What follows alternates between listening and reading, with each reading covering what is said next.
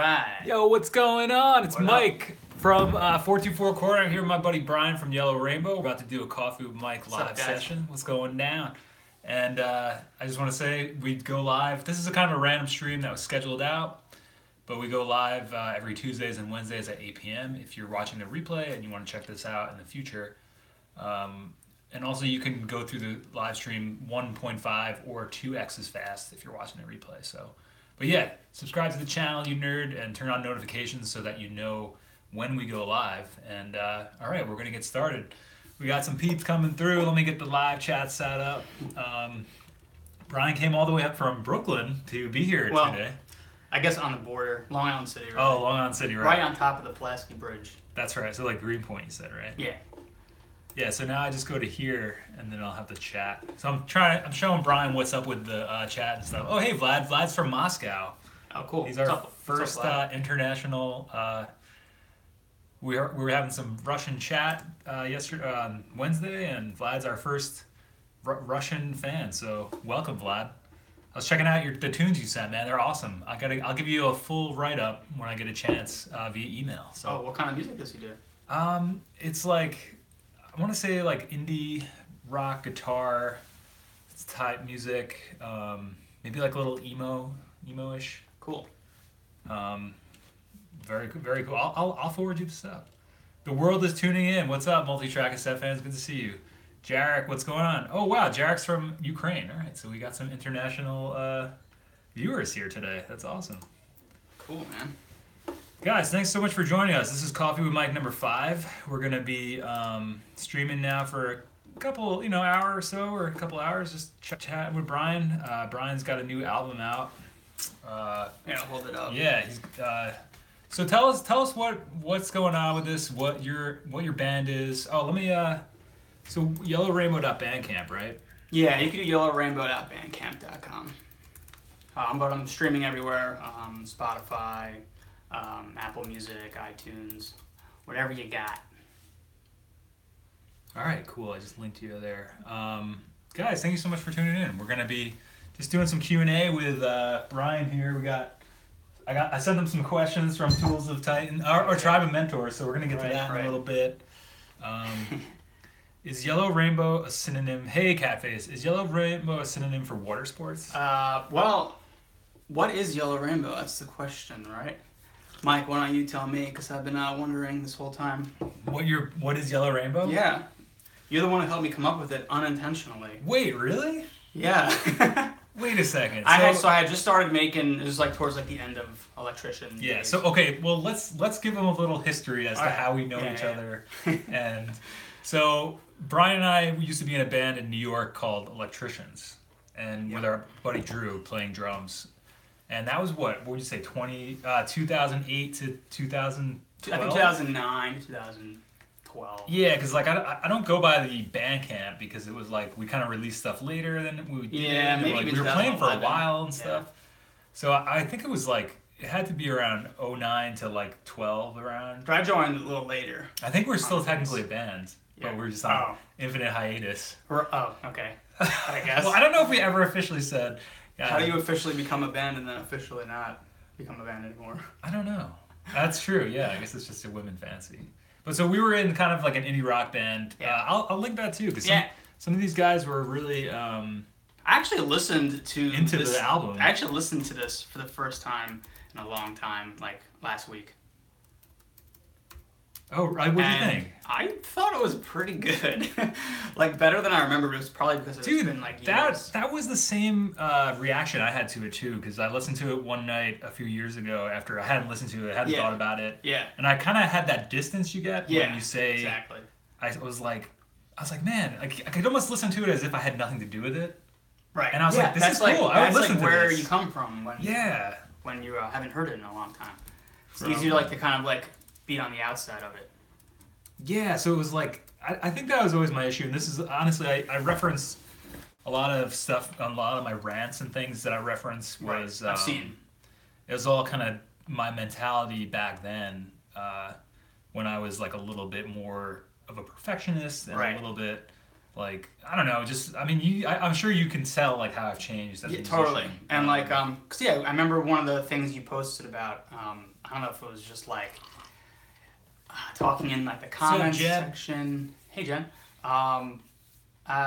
Maybe it was in that rant that you did about 80% is good enough. Yeah. Maybe, or maybe it was on a different video. But you basically posted that you were like, "This is an album that we worked on for like a year, Yeah.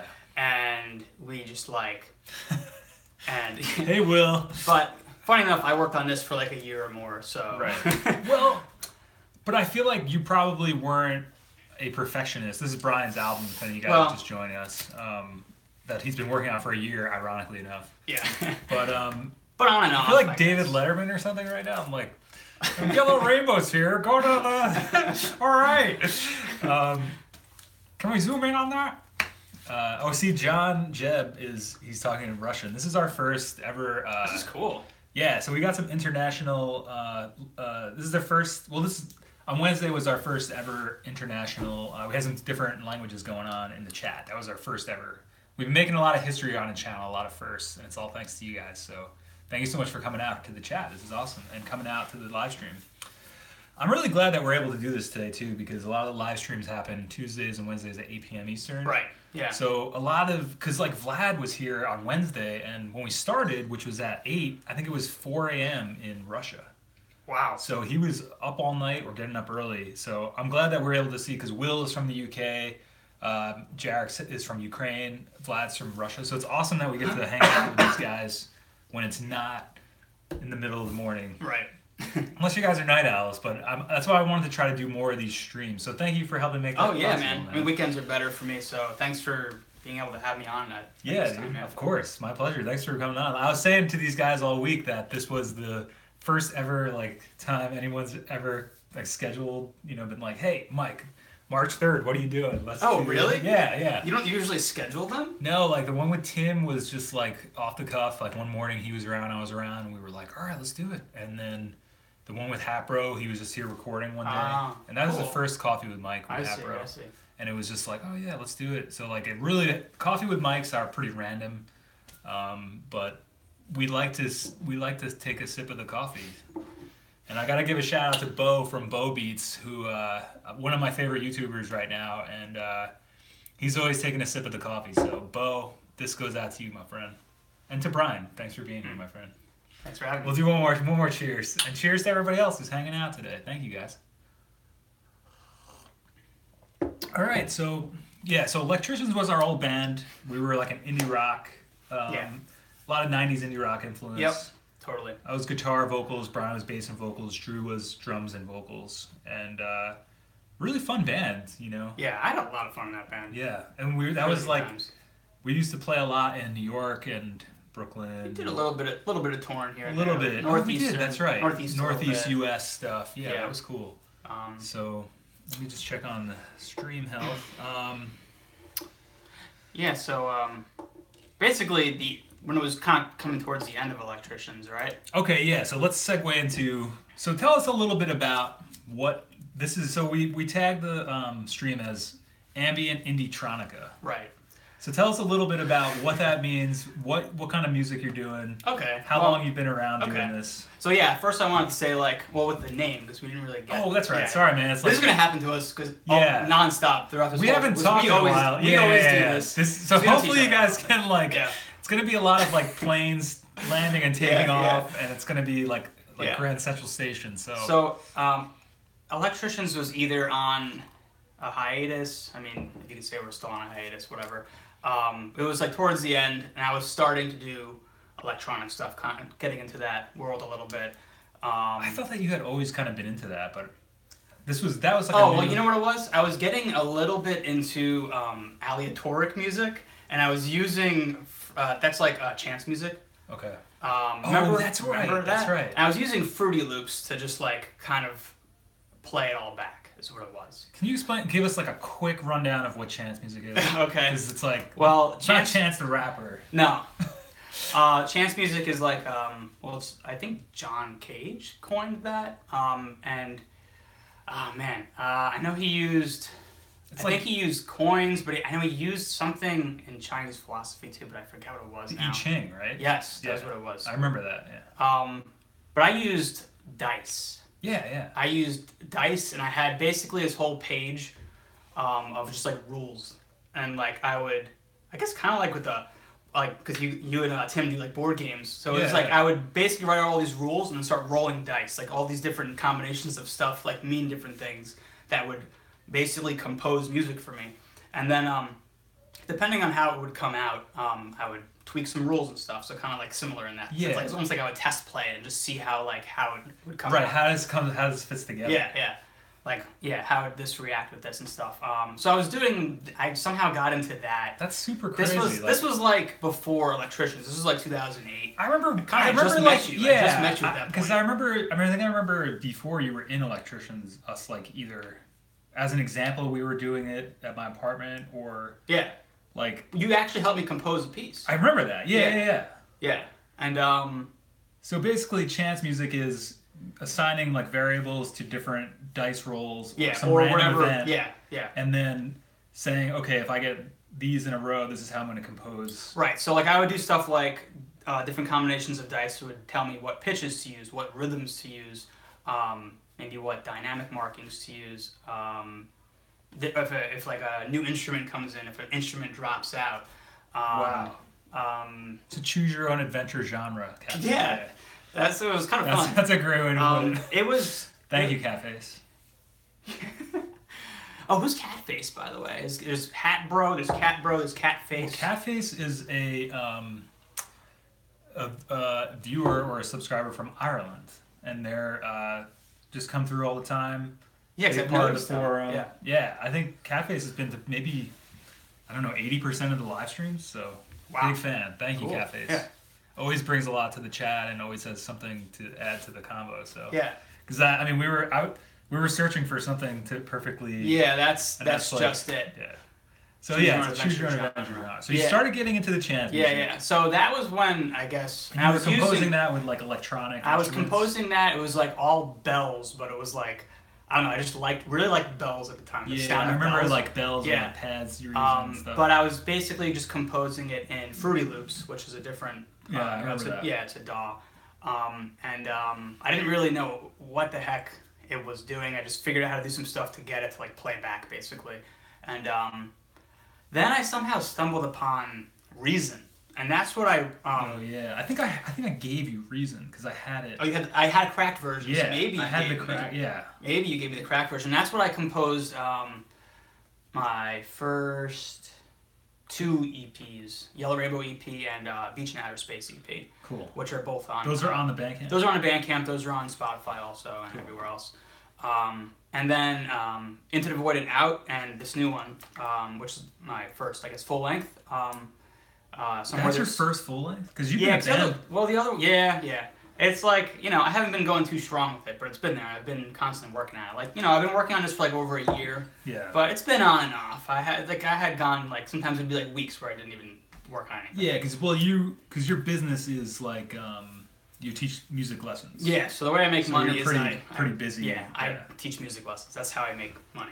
Because I can imagine that after doing that, after teaching lessons all day, it can probably be not overwhelming, but you're probably tired and not want to like keep messing around with music. Yeah, well, unless you got the stamina to do it.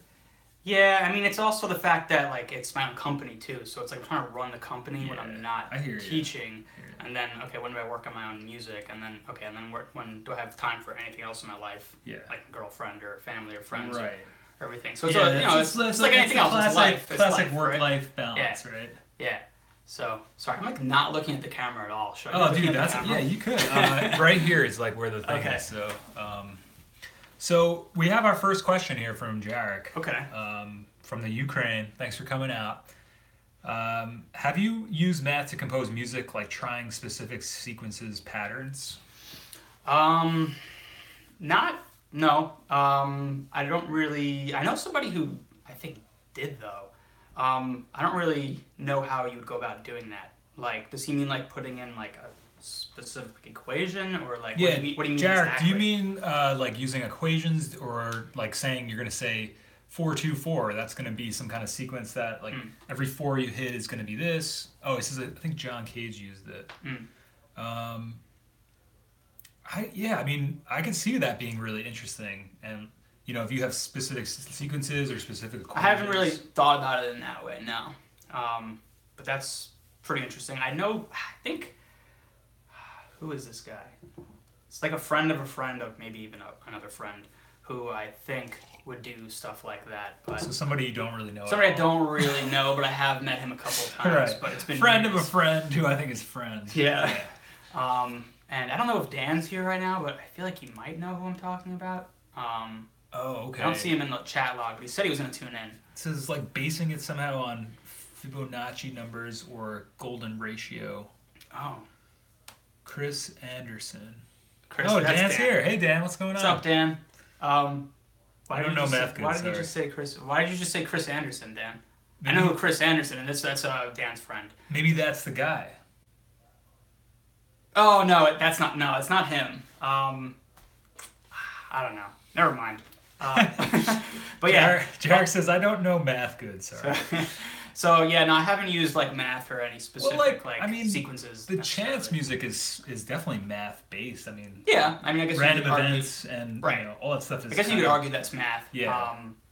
Maybe not specific equations. You know what I would take into consideration? I would take into consideration like because you know if you're thinking about rolling dice, right, which we know from another board game, Catan, right, with the 7 Settlers of Catan. Any Settlers of Catan fans out there? You know, 7. If you're rolling, let's say, you know, two dice, a 7 is going to come out the most, and like a 2 or a 12 comes out the least. So I would take into consideration, I guess, percentages and stuff. Like, how often would I want this to be happening, or you know, hopefully happening, or maybe not, and then how like things that I would want to happen more rarely, I would put on a 2 or a 12. Right. So I would take that into consideration. I would say then, to answer Jarek's question, yes, you have used math to compose music. Maybe not specifically with like the golden ratio or stuff like that, but I mean, I feel it's funny that you say that. I feel like personally, a lot of the stuff, I don't think I've ever told you this, but a lot of the stuff that you have done or do seems to be, you seem to have a more mathematical mind. Okay. And you seem to think about this stuff in kind of a mathy kind of way.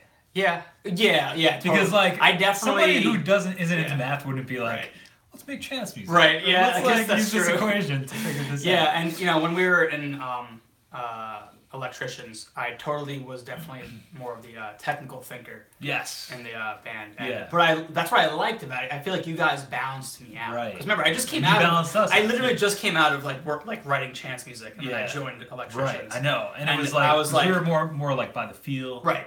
Yeah. Which I feel like I've constantly been trying to push towards. I feel like I've more gravitated towards that nowadays. Right. I mean, maybe you tell me. I don't know. I mean, I feel like electronic music in general, I mean, I can't speak for Indietronica is a word I just learned today, which I think is awesome. And ambient, I don't know. For me personally, just from where I come from as a musician, I feel like there's an inherent math rockness to those genres. Yeah.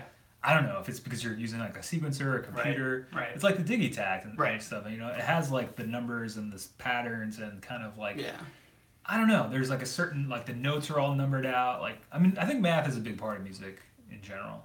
Yeah. But there's like a really creative way that you almost don't even realize you're using math sometimes. Why did Dan's message get retracted? I don't know. Maybe he retracted it. Oh. Maybe he doesn't want that guy's name out there. Oh. Yeah. That's probably what it was. Catan. Yeah, we gotta play that. Catface. Does that make chance music a genre of math rock? I would say so. I would say it's gotta be. Good question. Like definitely is in that. Like we were talking about Venn diagrams before. It's definitely like. There's definitely crossover. Yeah, I'd say it's a crossover. Or like, is that a Venn diagram, or what is that when it's like a circle and then there's like... Yeah, it's a Venn. I think it's a circle. Yeah, it's a Venn diagram. Yeah. So it's like math rock would be a huge circle, and then like inside of that would probably be chance music. Right. You know. Really small. Yeah, like... and then we said, oh, Stego's here. Hey, Steve, what's going on? Good to see you, my friend. I bet Stephen Hawking would be like the Kanye West of math music. Yeah, why doesn't he do some stuff? Yeah, he should.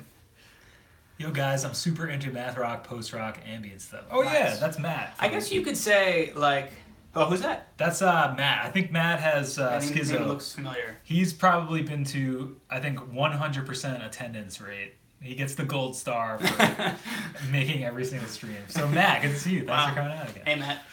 Um, Yeah, I mean, I guess you could say that Yellow Rainbow is kind of post-rock elements. It's just that I wouldn't really consider it rock, but has the same kind of feel. I feel like as post-rock. Right. What do you think, Mike?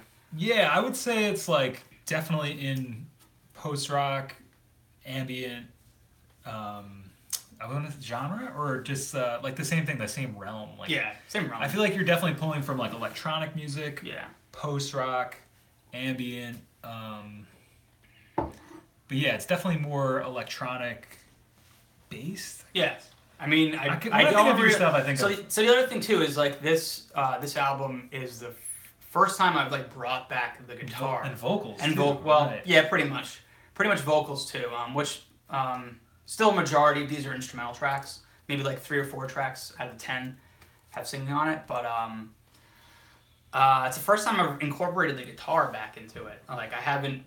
That's like, right. written- That's right. haven't I written thought it. that was surprising Yeah. when you sent it to me. I was like, oh, that's cool. The 3 other releases that I put out, which are basically just EPs, it was all just synth, Programming, programming, drums, and sometimes not even any drums, just like all like just synth soundscapes and field recordings too, which is like a big part. That's a big part of it. That's right. Yeah, field recordings. Yeah, just like to give it more of that atmospheric. And I pick up my own field recordings with my H2N Zoom Oh, cool. That's mic, how you do it. which I've had since the very beginning. Cool. So that's like one of your main tools. Yeah.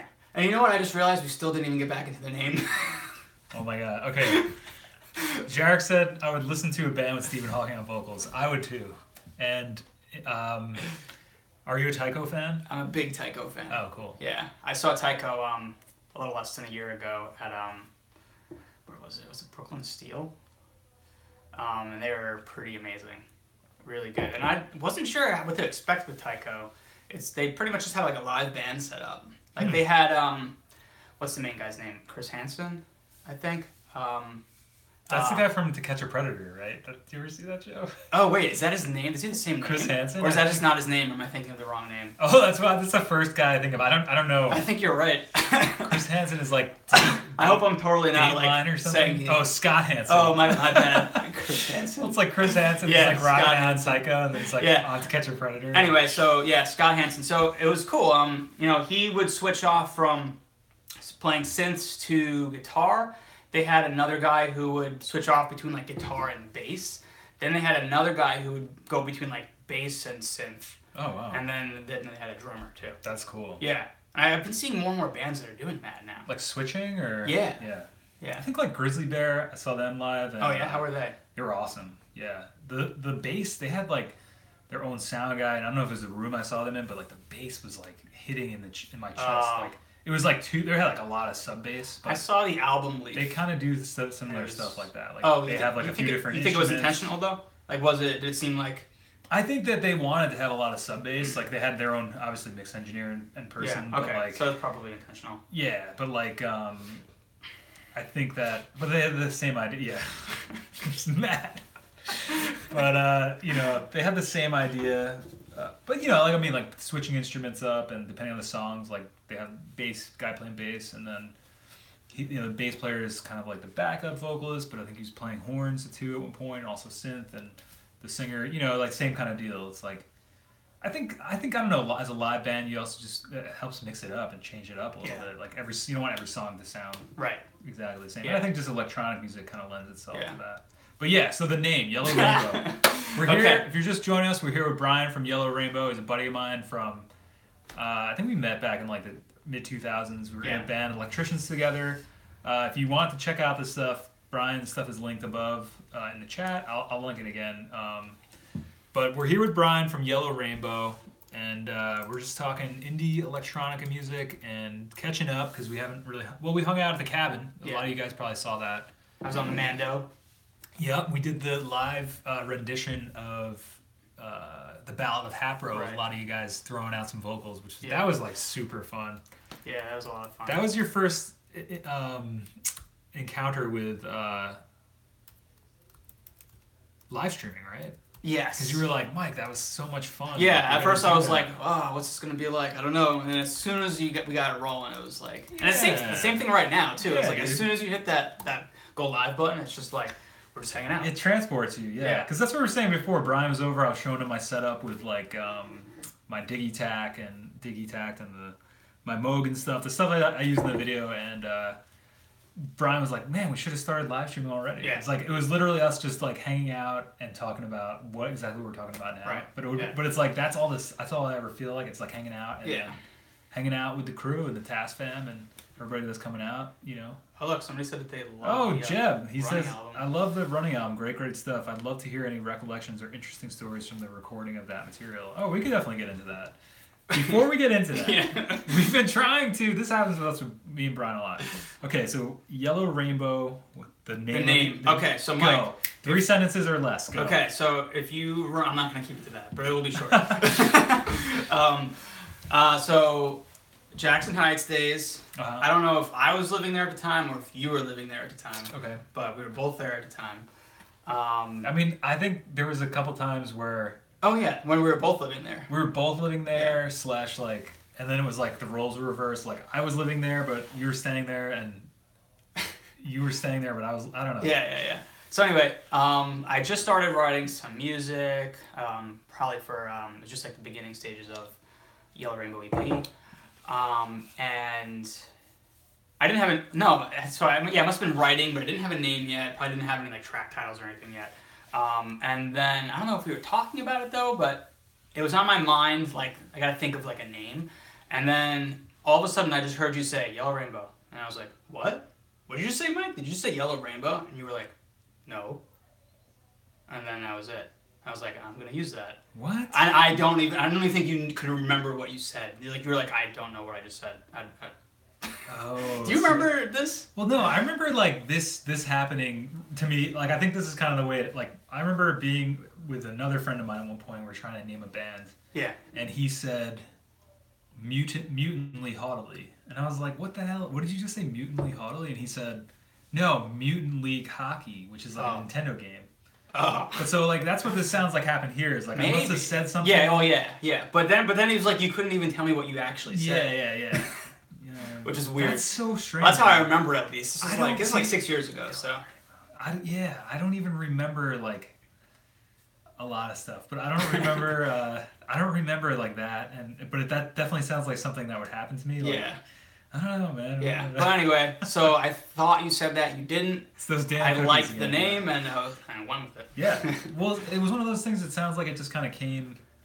Maybe it came through me, or just like you were tuned into that frequency and said like, right. I need a band name, and you heard it or came up with it. Yeah. Or, you know, I think that's some of the most interesting band names I think we've come up with in the past, or that friends have come up with. Is that moment of mishearing something and then being like, oh, right, yeah, what's that? Totally. It's like I don't know what I said, but Yellow Rainbow. That's sick. Yeah. So, and I think it fits really well. Thanks, man. And it's very. It gives you like very. I feel like it gives you a very specific feeling and specific imagery. Yeah. You know. And it's like a very warm kind of vibe. Yeah. Cool. Okay, so that was a conversation we started like a half hour ago. Yeah, literally. We just finally came around to finishing it. All right. Okay, so Jeb, we can definitely talk about some interesting stories or recollections. So when we were recording the album, this was the album that I referenced on the channel a lot about how it took us like a year to do it. Right. And we had recorded it at first with this guy down in Brooklyn, Ben, and then we didn't like the recording, or I didn't like it, or well, you still have to let me hear about it. Yeah, I just found it, so we didn't do that either. Damn, you forgot to bring it, yeah. Well, and then like you could have brought your computer today, and we could have popped it on there. It's alright. Basically, we recorded the whole album, or like a good piece of it, with this guy live in like a day, and then we were all like, thought it was amazing, and then we didn't like it, and then we were like, we got to do it again and do our own thing. And I always wonder what would have happened if we would have just kept that and just kept going as a band. Right. Because we spent a year then trying to record. From there. Recording and writing new stuff and making this mega opus And somebody at one point, I forget the blog, but he said it was a Pyrrhic victory, and that's like a victory when you expend so many resources or expend so much time to like make a win of something, but then unnecessarily. Right, and it's like not really a win because Right. you wasted time, manpower, energy. Yeah. So it's like it's one of those. Yeah, it's like it's kind of like throwing good time after bad, and just kind of like you finished that album and made this thing, but at that point we lost so much momentum as a band because we were focused on that. We didn't really play any shows. Yeah, and then that was it. As soon as we put that out, and that was pretty actually much. I consider that we like broke up or whatever. Yeah. In January, but if you look at the Bandcamp, we put it out in February. Well, that's what's so weird about it too is like, and it says that it came out in 2012, but I feel like we finished that material in 2010 or something. Or like we recorded with Ben. Oh yeah. Probably. That's what I mean. Like there were, I think the album. I think we spent like 2011 recording. Yeah. 2012 we put it out. And no, you're like, right. 2010, 2009, like we wrote a lot of this stuff. We started recording the drum tracks in like January of 2011. Yeah, it was crazy, and it was like, so I guess as a recollection or an interesting story from the recording of that material is, it took us a long time, and because like also we were living together at one point, and then I moved out. Yeah. And then like every weekend we were working on it, but to get back into like the mode of working on it every weekend, it was just like, I felt like as soon as we started cooking with gas, it was like, all right, we gotta bounce. Like if we had just taken a week and said, at the end of this week we're gonna just put out whatever we got. Right. That's all took off to finish it. Now. Like you gotta have those deadlines. You gotta set those deadlines. You gotta set deadlines. So I mean, like that's a lesson I've taken with me from that. And but again, I wouldn't have had that experience. Life's all about experiences and collecting. You learn from new knowledge and wisdom. Yeah, like I wouldn't have had this wisdom I have now and the stuff I'm sharing on the channel had I not gone through the process of doing that. Yeah, exactly. And I mean, it was totally worth it. Yeah, it was so much fun. Absolutely. We learned so much about recording. Yeah, shouldn't look at it as a bad thing. No, of course not. I mean, for everything there is a season, right? That's what they say. But like, it's just funny that it's just funny that it kind of fizzled out. But it was all, like I said, it was a Pyrrhic victory. Like, we made this great album, I think, and we got it out, but we had lost so much momentum live, and it was almost like if we were to start over from there. No, if we started from there, it was like we were starting over. Right. Because it was like at that point we were all kind of sick of the material, and we were like, had made it to be this like mega opus that I don't know, it kind of just like fell flat, and then we were losing interest. Then we had other interests, and I don't know. It's in a way, it's definitely like a shame. I think you always get to that to a certain degree, though. Whenever you're working on something, trying to put something out, even if you. Well, I think that's why it's like you gotta keep it moving. Right. Yeah. And that's why like I try to focus that on a big part of the channel and the rants now is like 80% is good enough. Like just get something done and get it out. Yeah, totally. I agree with that. And it's like same thing with the streaming. I did all those streams in a row. We're here streaming now.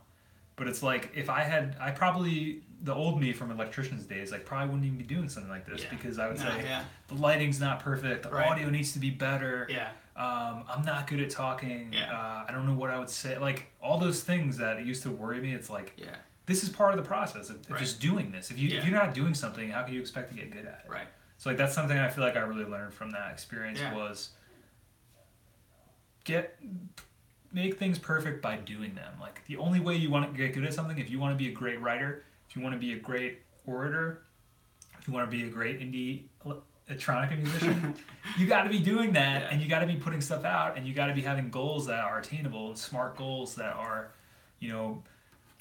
for Brian, for instance, saying I wanted to go on one interview for this album to get the word out there. Here I am, and here he is. You know what I'm saying? Like that's a measurable goal that you can say like.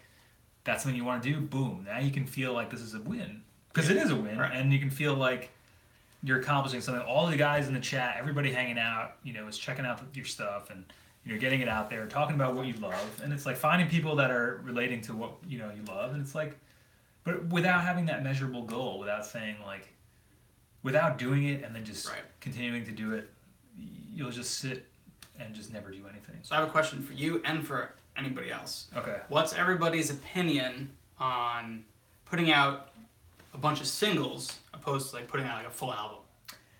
Wow, that's in the end of this month, the end of March, I actually just shot 2 videos about that exact topic. You shot them, you didn't release them yet, though. No, they'll be coming out. I have my calendar in here. That's so funny, man. See, this is what it's all about. Wow, that's crazy. They're these 2 days. So the 22nd and the 29th, there's going to be 2 videos on this exact topic. I'm not doing that one anymore.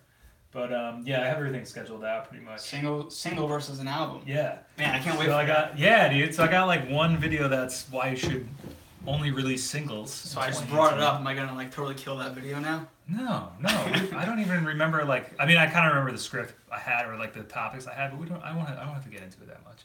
Okay. But yeah. So if any of you guys have any thoughts on that, hit us up in the chat. Singles versus albums in 2018, or just in life in general. What's your take on it? Yeah. But so yeah, we got 2 videos coming out on that exact topic. Well, given the conversation we're just having, and this is a little bit of a teaser for the videos. Okay. My idea for the single video is that exactly what we're talking about. If you want to be a musician and release stuff and get your stuff out there, then I think it would behoove you, if that's the right word, I'm not sure. It would make sense for you to get on some kind of release schedule that is constant and That's why I'm like thinking singles or because for that. you said that Brian's album that just came out, Somewhere There's Home, Yellow Rainbow, took him a year to make it. Yeah, and so just like literally sitting, not putting anything out, and it had been longer really because I was in another project called Aurora Spectra with a friend of mine called Ayumi Inoue, so it's been like 3 years since anything new has come out for Yellow Rainbow. And now I'm just like, okay, well, I was working on this for like a year, and then what's going to happen? Is it going to be like, and then nothing like meanwhile, I'm working on stuff, and it's just like all down here. Well, let me tell you an interesting statistic that is, it's just, well, I think it also depends what your goals are, though. Yeah. So, like, if your goal is to get your band out there and do a lot of stuff with it, I think that you should be releasing on a more on a schedule that's like, more constant. Right. It's like with the YouTube channel and the videos. Exactly, It's like yeah. I have Gotta keep that 5 videos about a week that I come out try to do a video every weekday, whether it's a stream or a regular video. Yeah. And that's the growth that I see in the channel, and the by doing something I love and putting it up and finding more people, that's how I'm finding more people to do what I love and to record for recording. But like, so as a band, I think in the same token, you can't have that kind of a release schedule. You can't do a song a day. Yeah. I mean, maybe you could. There are people that maybe. that do. I mean, I guess there's people on SoundCloud. Who's that guy who like just traveled the world for like a year and he like wrote a song every day? I don't know. I've heard about that, but that's Yeah. amazing. But so like, I think you got to find a schedule that makes sense for you. So either if it's once a week, if it's once a month. Yeah. And the thing is, with the way the internet is, and if you need to constantly be in people's face for them to like hear about your music. Right. Show your process off. Right. Yeah. Say, go on Instagram Live. Brian has an Instagram, Yellow Rainbow Music, at Yellow Rainbow Music. And, I don't know, when you're working on your stuff, stream. Say, hey guys, I'm working on this track. Because you don't have to think about it as like a finished single, as a finished album every day, every week. Yeah, no, that's true. Think about it as a finished part of your process. That's what I'm trying to do with like my Instagram, but I'm not like on a schedule. It's kind of like random. Right. Sometimes I'll go months without even posting anything, and that's not good. Yeah. Well, that's how I am with like my Facebook. You guys probably don't even know I have a Facebook for the channel. I made one like a couple weeks ago, but it's like I just don't have time to be on Facebook, Twitter, Snapchat, all this shit. I focus on, and I think that's another part of it, is you got to focus on a couple different places to do your thing. Yeah. So mine are YouTube and Instagram. Right. Right. And Instagram is the same way for me. I don't really do much on there, and the Patreon too. I try to update. I'm going to try to be doing updates for Patreon like once a week. I've been flaking on that a little bit, but those are my 3 main places that I try to, because you can't do everything everywhere. But until they make an app that you can do. They do. Well, Hootsuite, Buffer, some of those apps you can hook up all your stuff. I think most of it, yeah. I know like whenever I like post on Instagram, I hit the Facebook thing too. But I guess so. Then you can. You can. I don't know. It's too much stuff for me to do as one individual to like, because each one of those platforms has a different style of the type of people that use it and the type of content they like or whatever. So I think you need to target one specific media platform that you can do for your band, for Right. your art, for your writing, whatever it Yeah. is. But so I think single verse album. Let's see what some of these guys are saying. Yeah, I think I saw some pretty good answers. I like singles and rarely listen to a whole album unless it's a vinyl. Interesting, John. Cafe says their connection dropped, but singles versus albums. I see some artists who have like 4 EPs of only a couple tracks. It doesn't feel official. I feel the same way about EPs. Yeah, like if you just have like only EPs released or only singles, like anytime I find a new artist, like let's say on Spotify, because I feel like Spotify's great for that. Yeah. Like going to the related artists and just browsing from an artist that you already like. If I'm gonna go and I stumble upon maybe cause I like the name or like the picture, just click one, and the first thing I'm gonna go to, I don't even go to like the. I mean, I guess maybe I'll go to like most like top five, but a lot of times I might just like I'm not gonna go to an EP first. No I'm way. not gonna go to a single first. No way. I'm gonna go to an album Yeah, first. me too. Because that's the other thing too is like, I think it depends. I think most people who, I mean, this is a sweeping generalization, but a lot of people I know that are into music or who are really into music they want albums. Right. I mean, that's how we grew up too. It's like, Right. I grew up working at Tower Records when I was younger. That was like my first job I as a forgot kid. about that. Yeah, and like, it was all about CDs, like full I albums. need to ask you something. Keep going. Yeah, and that's how I consume music. I've never been somebody who's like hunted after singles, hunted after EPs. I want full albums. I want full experiences, something that transports me to a completely different vibe, a completely different feeling, or just like artists that are capable of writing like a great statement as an album. I feel like that's kind of the main way to consume music. It's kind of like a book versus a single or like a novella or a short story. It's like short story is great if you're in a specific mindset or you can only read something, but like the format of like a fiction I think will always be a novel, whereas like the format for music will always be an album. Right. But in today's world with Spotify, Yeah. it's such that it's very democratic in that you go to an artist like David Bowie and you see his top 5 and like those are most of the songs that or even just people want to listen or to. even just the playlists now. Playlists are dominating. Yeah, right. Like a lot of my students, 'cause I work with so many kids. Yeah. And we're doing music, so I'll often talk to them about like what they're listening to and stuff, and a lot of them are like all about the playlists. Yeah, and all about the singles. Yeah. Well, what's interesting about the playlist is you can kind of look at it as an album from a bunch of different people. Right. Which is cool. It's almost like a mixtape. Right. That's how I think about it. Actually. What's cool is like if you have more stuff out there as an album. So say with the Yellow Rainbow, you just released your album, you have it on Spotify, but now somebody gets it from a playlist, one of your singles, and then if they really like it, they say, well, let me go to the artist, and then they say, oh, this guy has a couple albums. Another great way to discover new so music. it's kind of like they work together hand in hand. But I guess it depends. I think it really depends what your goals are as a musician, as a creator, as an artist, know, and what you want to do. You know, if your goal is just to have fun and make music, like you don't have to put anything out. You can just get your Digitakt, get your Moog Minotaur, and hang out in the room and play. Yeah, right. It really depends what your goals are. Yeah. You know, like you don't have to do anything you don't want to do. Right. It's really just figuring out what do you want to do. Right. If what you want to do is put out albums and make a CD for your friends or play live shows, like awesome, you should do that. Yeah. Figure out a way that makes sense to do that. But if what you want to do is just make music and hang with your friends in a cabin once a year, and that's cool too. You know, you don't have to do like everything we're telling it. But I think it depends, like getting to that point of like, well, what do you want, and then figuring out a tactic or figuring out a plan of attack. Right. So yeah, I think that's what's funny. It's like singles versus albums seems like such a cut and dry, black and white. Right. Yeah, like you can do this or that, but it's not, because then you look at all the hip hop guys right now, like Drake or somebody putting out these 17-track albums on Spotify. Yeah. Yeah, like a lot of the hip hop guys now. That's like the genre that's dominating, modern music right now, and it's like they're putting out full albums. They put out like crazy long albums because they're looking to get people listening to their tracks like over and over again. I know that new artists still put out like full albums, but I think albums will always be the preferred thing to put out. Right.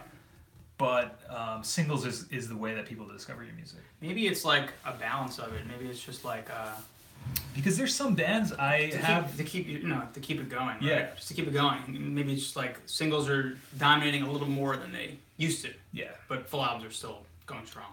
Yeah, I think singles will always be the gateway drug into getting into somebody's music.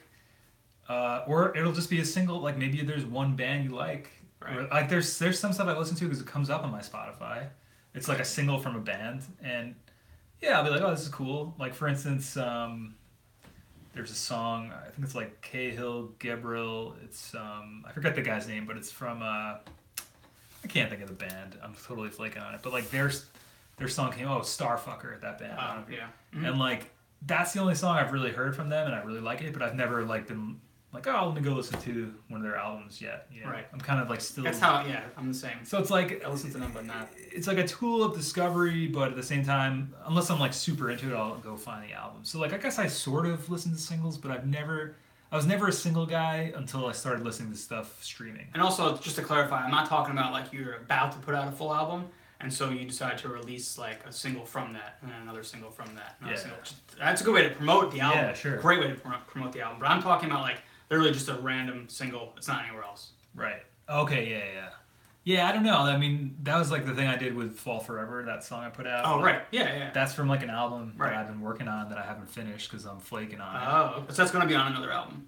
Yeah. I have like another Be Cool Cowboy album that's like, thanks, man. Yeah. It's like it's almost done, but I've just been like working on the videos and doing other stuff. And that's why another reason I've been trying to get ahead of my game that we were talking about before, my video game, because my YouTube game, trying to get ahead of my release schedule. I mean, that's why I have the whole month figured out. Like I said, 22nd, 29th is going to be 2 videos dedicated to this that I've already shot. I think that right. It's crazy you're that, like, you stay that. I'm trying. You have to. Yeah.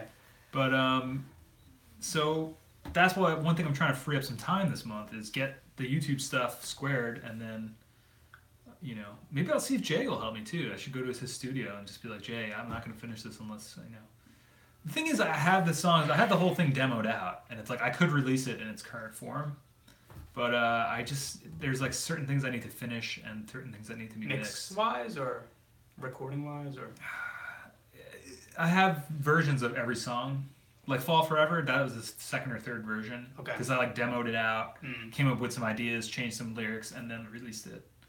But so, same with No Indie. I also put that track up on the channel. It was like kind of a second single, but I was just kind of like. Is that on your Spotify though? No, it's not. Okay.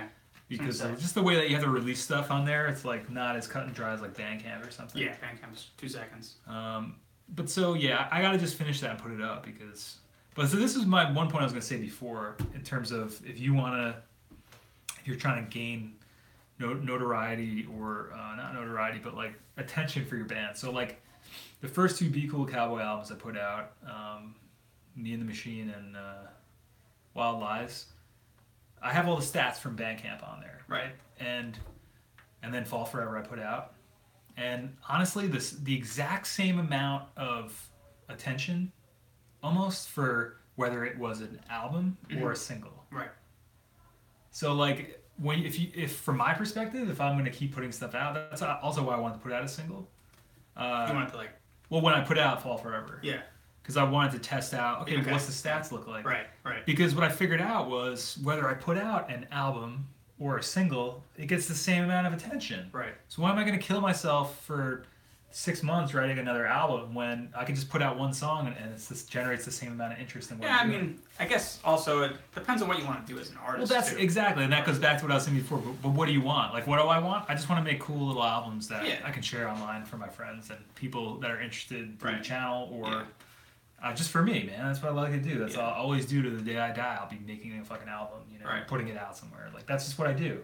Yeah. As like other people brush their teeth and breathe or whatever, like that's just part of my thing. So it's like I'm always going to put out an album, but I just think it's funny thinking about it from the perspective of, because at one point I was thinking about trying to do more with it, and it's just funny to look at it from the stats wise. And I think I used to just get so wrapped up in thinking I was making a splash or doing stuff, and then when you start looking at all the stats, it's very well, at least in the genre or whatever, it can be very sobering. You really like, well, wait a second, like, and like, because I think a lot of people can get to a point where you're like kind of lying to. I used to get to a point where I lied to myself about like how important some of the things I was doing was and putting stuff out. And then when you can see the stats, you're like, oh wait, it's like maybe this isn't as grandiose as I thought. Right. Or like, yeah, maybe each one of these albums like before you had those stats, you're like, oh yeah, I guess a lot of people are listening to this. But with the stats, it's like no, the exact same amount of people are listening to the single as they are listening to the albums. Yeah, interesting. So it's just interesting. It's like, but it comes back to what do you want? What do I want? And like I said, what I want is I just want to put out cool little mini albums and just keep doing that. That's what I like to do. So the reason I asked is because just put out an album, and I'm like thinking, should I put out a single next so I get something out there more sooner rather than later. Well, that comes down to another thing about releasing albums and releasing music. It depends, like, if you feel like you're getting momentum with this. Right. But at the same time, it's also, unfortunately, in today's world, when you put something like this out, I would almost say, like, the next day, it's probably, its potency is like cut in half. It's like a half-life of like, like radioactive material. They say it has like a half-life. Yeah. It's like, the half-life is how many days it takes for something to decay and disappear. So it's like, I feel like the half-life for something like this is maybe you get a week out of it if you're like really promoting it. But like you put this out and then like the next day it's kind of like already old news. Right. In terms of like being in somebody's face. Depends on how long you can really just keep pushing it by doing different things with it. Right. Like, well, this is like just over a week now. Yeah. So it was last Friday I released it. Now I'm doing this. Right. So I think this is probably helpful. So it's kind of like a wave. It's kind of like you kind of have to ride the waves. And like figure out a way to keep it out there, keep getting it into people's ears. And that's what I was saying is like, if every week from now, this month, you had another interview or you had I don't know, a podcast or something, or you were going to go live on Yellow Rainbow Music, or if you don't have a channel, but like you're going to YouTube channel, or if you're going to go live on like Instagram, next week, maybe Friday or Wednesday, you say, hey, I'm going to perform this song on my Instagram, It's like that's what you got to kind of do is like it's almost like a wave jumper or what are those things like a ski-doo? I don't know, what are the wave runner? When you see them and they're kind of like going like this over the waves, it's kind of like you have to hit those waves. What's that called? I don't know. I think it's like a wave runner. Not into my water sports. I don't know what it's called either. Jet ski, I think. I guess. It's like you kind of have to. I don't know, just like hit it and like. Totally know what you mean. Because otherwise, you just like kind of. I don't know. Jet ski. Thank you, Cafes. Let's catch up on some of the comments. I feel like I've been talking like a dummy. Hey, Brandon, what's going on? Says the newest album, Being None Going Nowhere. Oh, I'll have to check that out, Brandon. Thank you. For Starfucker? Yeah. Being None Going. That sounds like that's a cool album. When did that come out? That must have come out pretty recently. I think we had another question for you over here. Okay, wait. Jarek said, I like albums. Singles for me is just not full albums, and I like when songs have. Yeah, exactly. That's exactly what I was saying too. I think that's a good call. Oh, Cafe's consistency is key. Yeah, consistency is key. That's what it's like. That's kind of like with your Instagram too, and like with the YouTube. It's like I have the schedule. Schedule is posted. It's kind of with your Instagram, even if it's unofficial. If you say like to yourself every Friday, I'm putting out this on your Instagram. Right. I really got to do that too with my Instagram. I'm really bad with the Instagram. I just kind of. Somebody said something about baritone guitar. Yeah, Vlad was asking. Our friend from Moscow, how do you feel about non-standard guitars such as baritone or bass six? Question is not for me, but I like baritone guitars. Yeah, it's interesting that you're asking that because I don't have a baritone guitar, but I was thinking about getting one. Really? That's interesting too. I have actually a point to make about this too. Oh, really? Well, yeah. I feel like I've been talking like an asshole, so you go for it. I mean, just from watching some other YouTube channels actually on like ambient guitar, ambient music. Apparently, baritone guitar is really good for ambient music. Huh. I haven't really looked into so much why. I guess maybe just getting that low end really helps creating more of that ambiance. But I thought it could be pretty cool because it seems pretty cool instrument to play. It's still 6-string guitar. It's literally just tuned, I think, down a fourth. So like the low E string would be a B string. Right. The A string would be an E string. D would be an A, and so on. Cool. Yeah. And then so it's just, you get like a lower sound overall. But not ridiculously low. But I was thinking about looking into getting a baritone guitar. Yeah, me too. It's a weird instrument because it's kind of, it doesn't get as much love as like bass or guitar. And it's, from what I understand and what I've read about it, it's like in the middle of this. Yeah, right. And I had my other Fender that red guitar I used to have. I sold it, but I had that set up for baritone at one point, and because I was like seeing like, well, what do the songs sound like if I play them lower? And also I was trying to find my range, vocal So, range. for which guitar? It was like the red Strat I used to have. I don't know if you remember. I had two You Strats. you I sold both of them. You tuned it down a fourth, basically. Yeah, I put like jazz strings on it and just like tuned it down. Okay. Because I wanted to, and it has like a really good low end, Yeah. And it's cool because like we were doing stuff where it was at one point I wasn't sure if we were gonna have a bass player, and I've been batting around the idea of playing bass and Be Cool Cowboy, and Jay playing drums because like a lot of the stuff I play is like kind of bass lines. So it would be so easy to just go. You talking live or? Yeah. Okay. And like maybe finding a guitar player or finding like a keyboard player. Because Yeah. like around here there's like nobody that does a lot of stuff, I feel like, and maybe that's generalizing, but like it's hard to get people to like do stuff, and there's also just not a huge, and there's more guitar players. Right, there's not a huge pool Yeah. of like Bass musicians and like drummers and bass players, so it's like Yeah. if you have the two bass hardest and instruments to drums, find, and then like that's why I started playing. I'm originally a bass player, so Right. and I feel like that informs my guitar playing. Right. So it's like Yeah. all the stuff I play in Be Cool Cowboy is just bar chords, Right. I Yeah. just play that on And then bass. electricians, I would always play the bass like a guitar because I was more of a guitar player. I know. It's kind of interesting how we switched Right. for that. Well, that's what I mean exactly. Is like we could, and then the songs, I could still write the songs on my Silvertone and still play them. Yeah. But then play them on the bass, and then have somebody like you come play guitar, and Yeah. then it's like you can kind of do whatever you want on guitar. Well, I'll play guitar and Be Cool Cowboy. Dude, sounds like a plan. It just might be a little hard getting up here depending on how often you want to do it. Yeah. Well, with the internet and such, it's such that you could, you can play. Time and distance is no longer a factor. Yeah. Look, we're talking with people from Moscow, I Ukraine, know, yeah. guys in the UK, So soon we'll people all over the states. Like, soon maybe they'll be in the band, but they'll still be over there. That's right. Yeah. Collaboration over the internet. Yeah. Well, there's still, I'm waiting for that to happen. I mean, I'm sure people do that. You can play it together over live streams or like, I'm just waiting for virtual and augmented reality to get a little further down the road. You want to jam, you'll just go into some VR world and jam with it, whoever you want. Let's catch up on some of the stuff here. I think there were some other questions. John said, I like the idea of having an A, B side, two songs that complement each other. Listeners jump around. They do, yeah. Albums all the way for sure. Finding a cool song is rad, but finding a full album can be life-changing. Right. Totally, 100% agree, Brandon.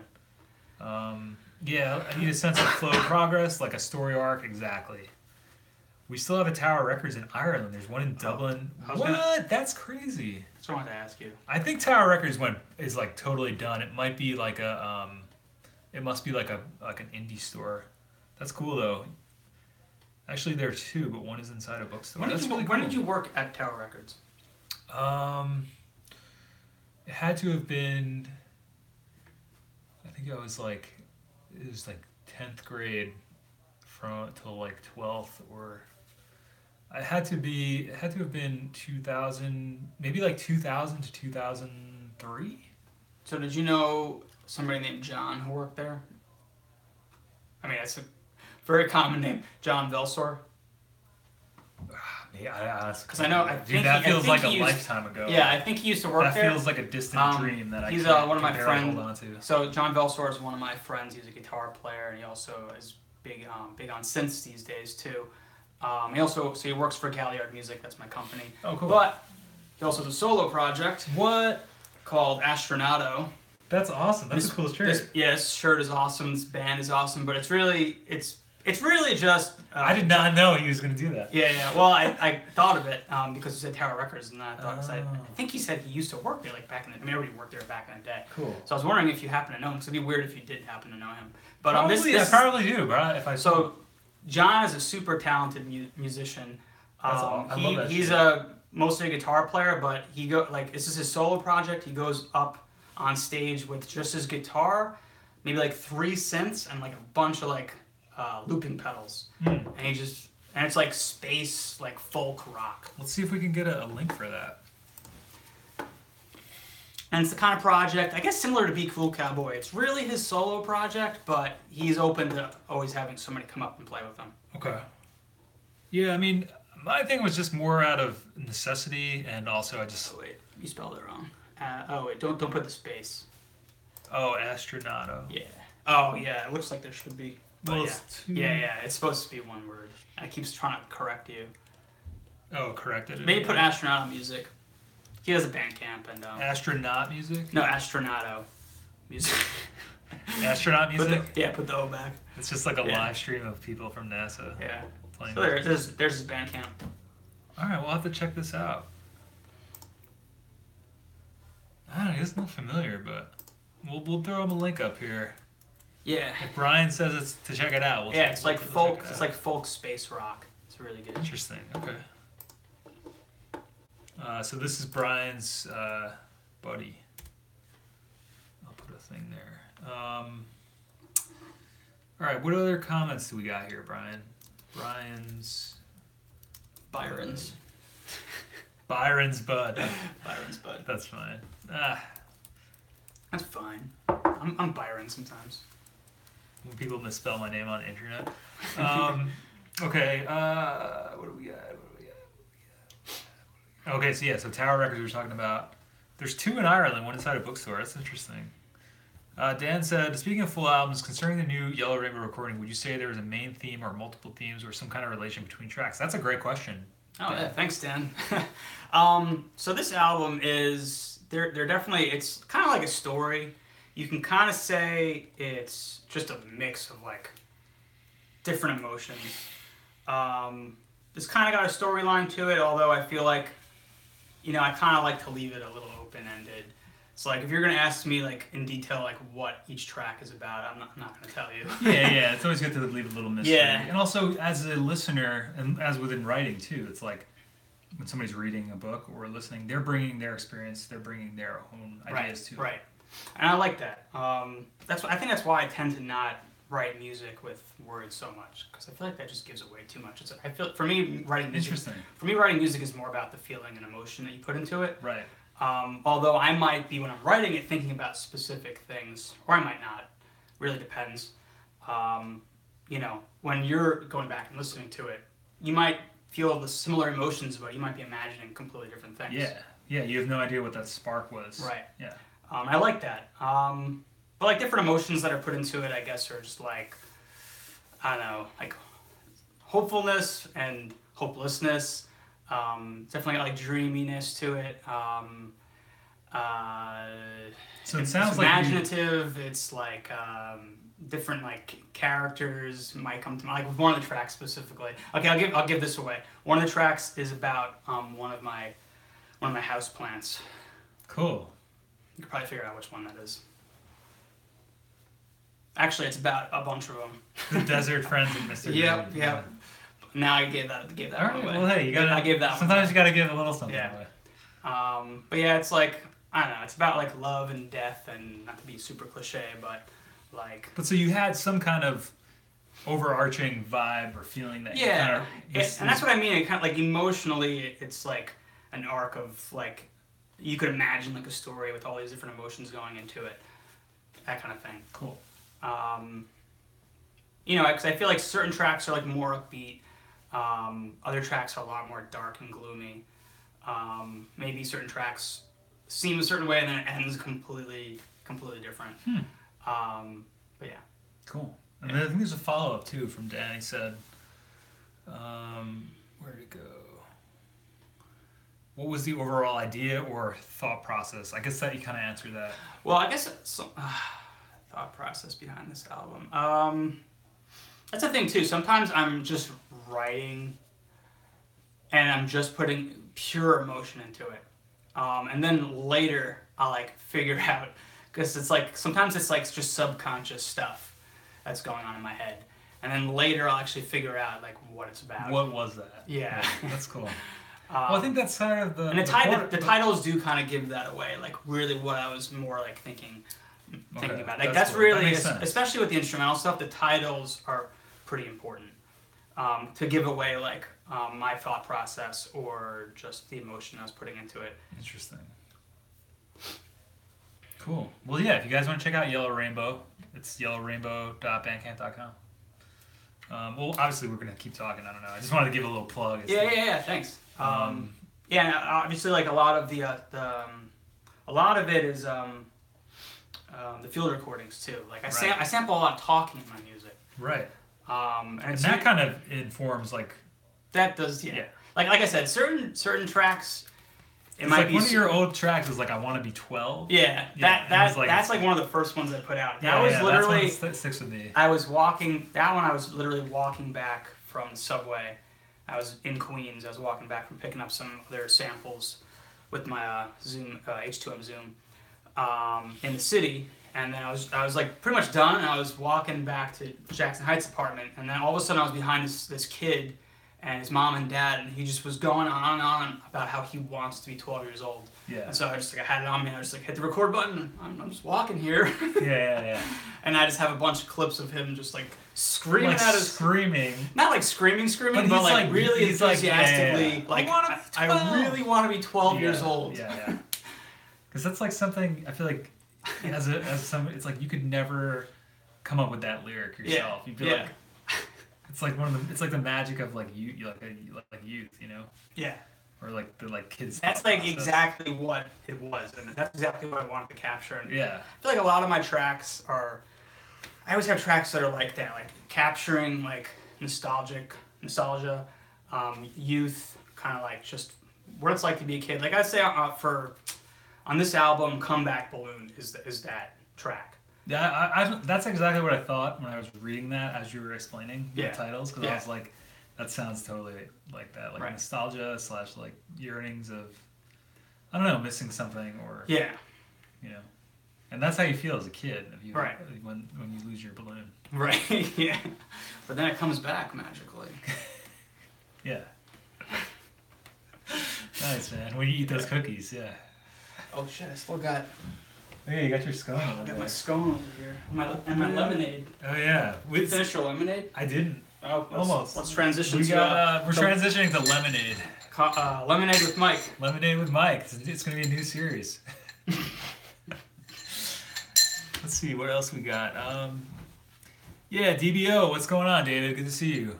He said, I think the idea is that a good album allows you to be immersed in another vibe for 30, 40 minutes or that. Yeah. Exactly. I think that's what the best bands do too. You know, it's like it's hard to do that, and because like I don't know, immediately like the White Stripes comes to mind. You know, it's like they had like a certain vibe, they had like a certain story, they had certain clothes they wore, like it kind of fit the sound. It's kind of like dirty in a way or grungy in a way, but it was like I don't mean like the sound of it. I mean like their look. Right.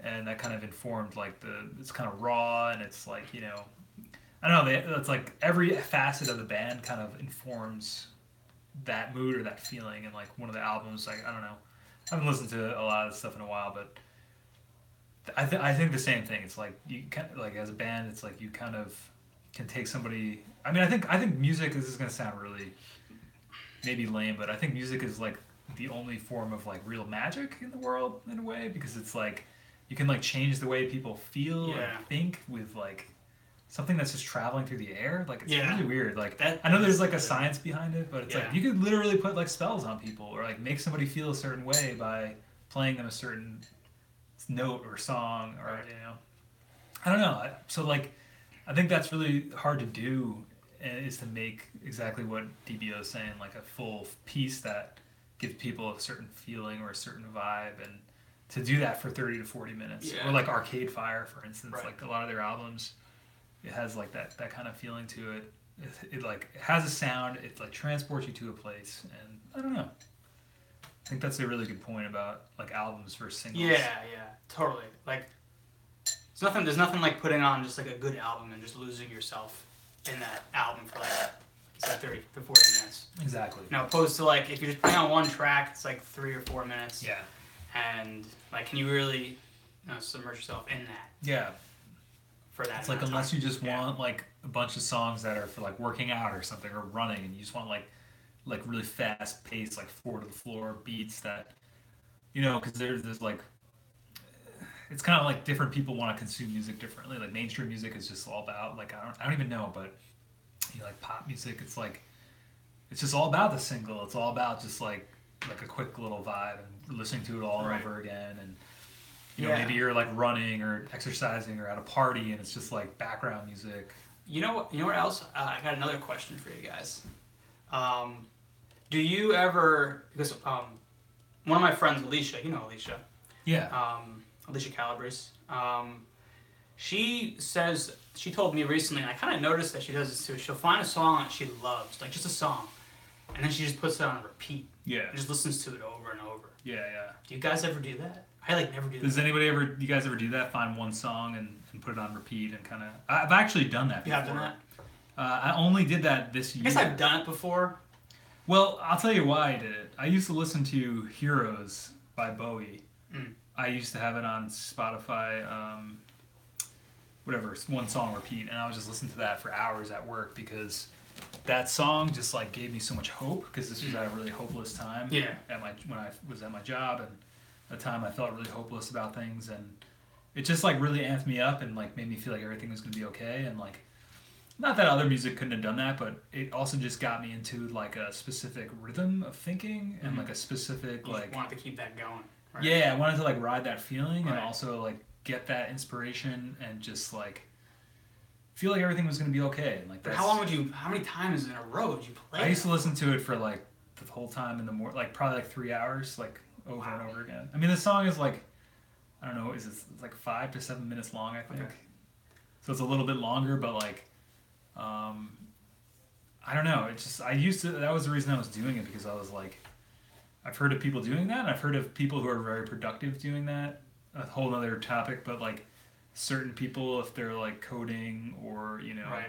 have like a speech to give or something, Right. or need to like work, or if they're working on something and they gotta like I don't know, be focused, they'll just put on like the same I guess song. that's why It gets you into like a Right. rhythm. Yeah, it gets you into a rhythm and keeps a mood going. I guess I have done it. The mood aspect. I don't even think I thought to do it until I realized my friend Alicia does it though, and I guess it triggered to like for me to do it once where I wanted to keep that mood going. But then after like listening to the same song like 8, 9, 10 times, I was like, I'm getting really sick of this. Now. I can't keep listening to this. Right. I mean, that's what used to happen with Heroes. Is like after those like few hours, 3 hours, 2 hours, I'd be like, okay. Yeah. But that was the time I needed it. Was like this 2 hour span when I was like at my job doing something, and it was like just felt like the end of the world and really hopeless. And I was like, you know what? I just need to be someplace else and have like that inspiration and just kind of feel like, okay, I'm going to get through this and it's going to be good. But so that's really the only time I really did that, though. I'm not like, because I've heard of people doing that. They're just like so into like certain songs and they'll just listen to them over and over and over again. Cafe was saying the Hit Parade podcast covers singles on their episodes. Oh, DBO says for optic helicopter is really soothing. That's one of my tracks. Nice, dude. It's on. Is that on this one? No, it's on a beach. Oh, yeah. Beach in outer space. EP. Nice, dude. No, I'm like listening to your releases. Thanks, man. Buy singles though. I don't know. About Like you guys. buy a tangible copy of a single. Yeah, I think so. Is that what Right, because like a smaller artist, they may only have like a 7-inch or something. Right. And have a couple songs on it. Right. Yeah. Or a CD. Squire Bass 6 has a strangle switch you can do. That's cool. I never heard about that. That's why I was back to the Bass 6 idea. I don't even know what that is. Squire Bass 6. Oh, that's a good question, Brandon. Does anybody know of any good mixing or production or recording podcasts? That's something I've been trying to think about doing with the channel. Is like, people were saying I should put these as like take the audio and make this a podcast. Oh yeah. You've been telling me that too. Oh yeah, You were it's thinking like about doing that, or people were telling you to do that. right, because I noticed a lot of people do that. They have a live stream and then just make it into a podcast. But is that really a podcast then? I mean, yeah, I think a lot of these guys have said that. A lot of people have been saying that they'll just have it on in the background, like they'll be doing other stuff, and this is kind of they're more listening to it. That's why sometimes too the video doesn't matter as much because people aren't like, what are we doing that's that interesting? It's not But like does we're, like dancing around all the time. But is a podcast typically like all planned out, scripted, or no? It's not. I guess No, I don't listen think to about. that Well, I guess it depends on the podcast. There's some like This American Life or like Freakonomics podcasts that are, has a team of people behind the script and and then there's something like WTF with Mark Maron where it's literally this kind of a format. He has somebody over in his garage and they just talk for an hour and a half. So like, why not? Yeah, so it's like it just like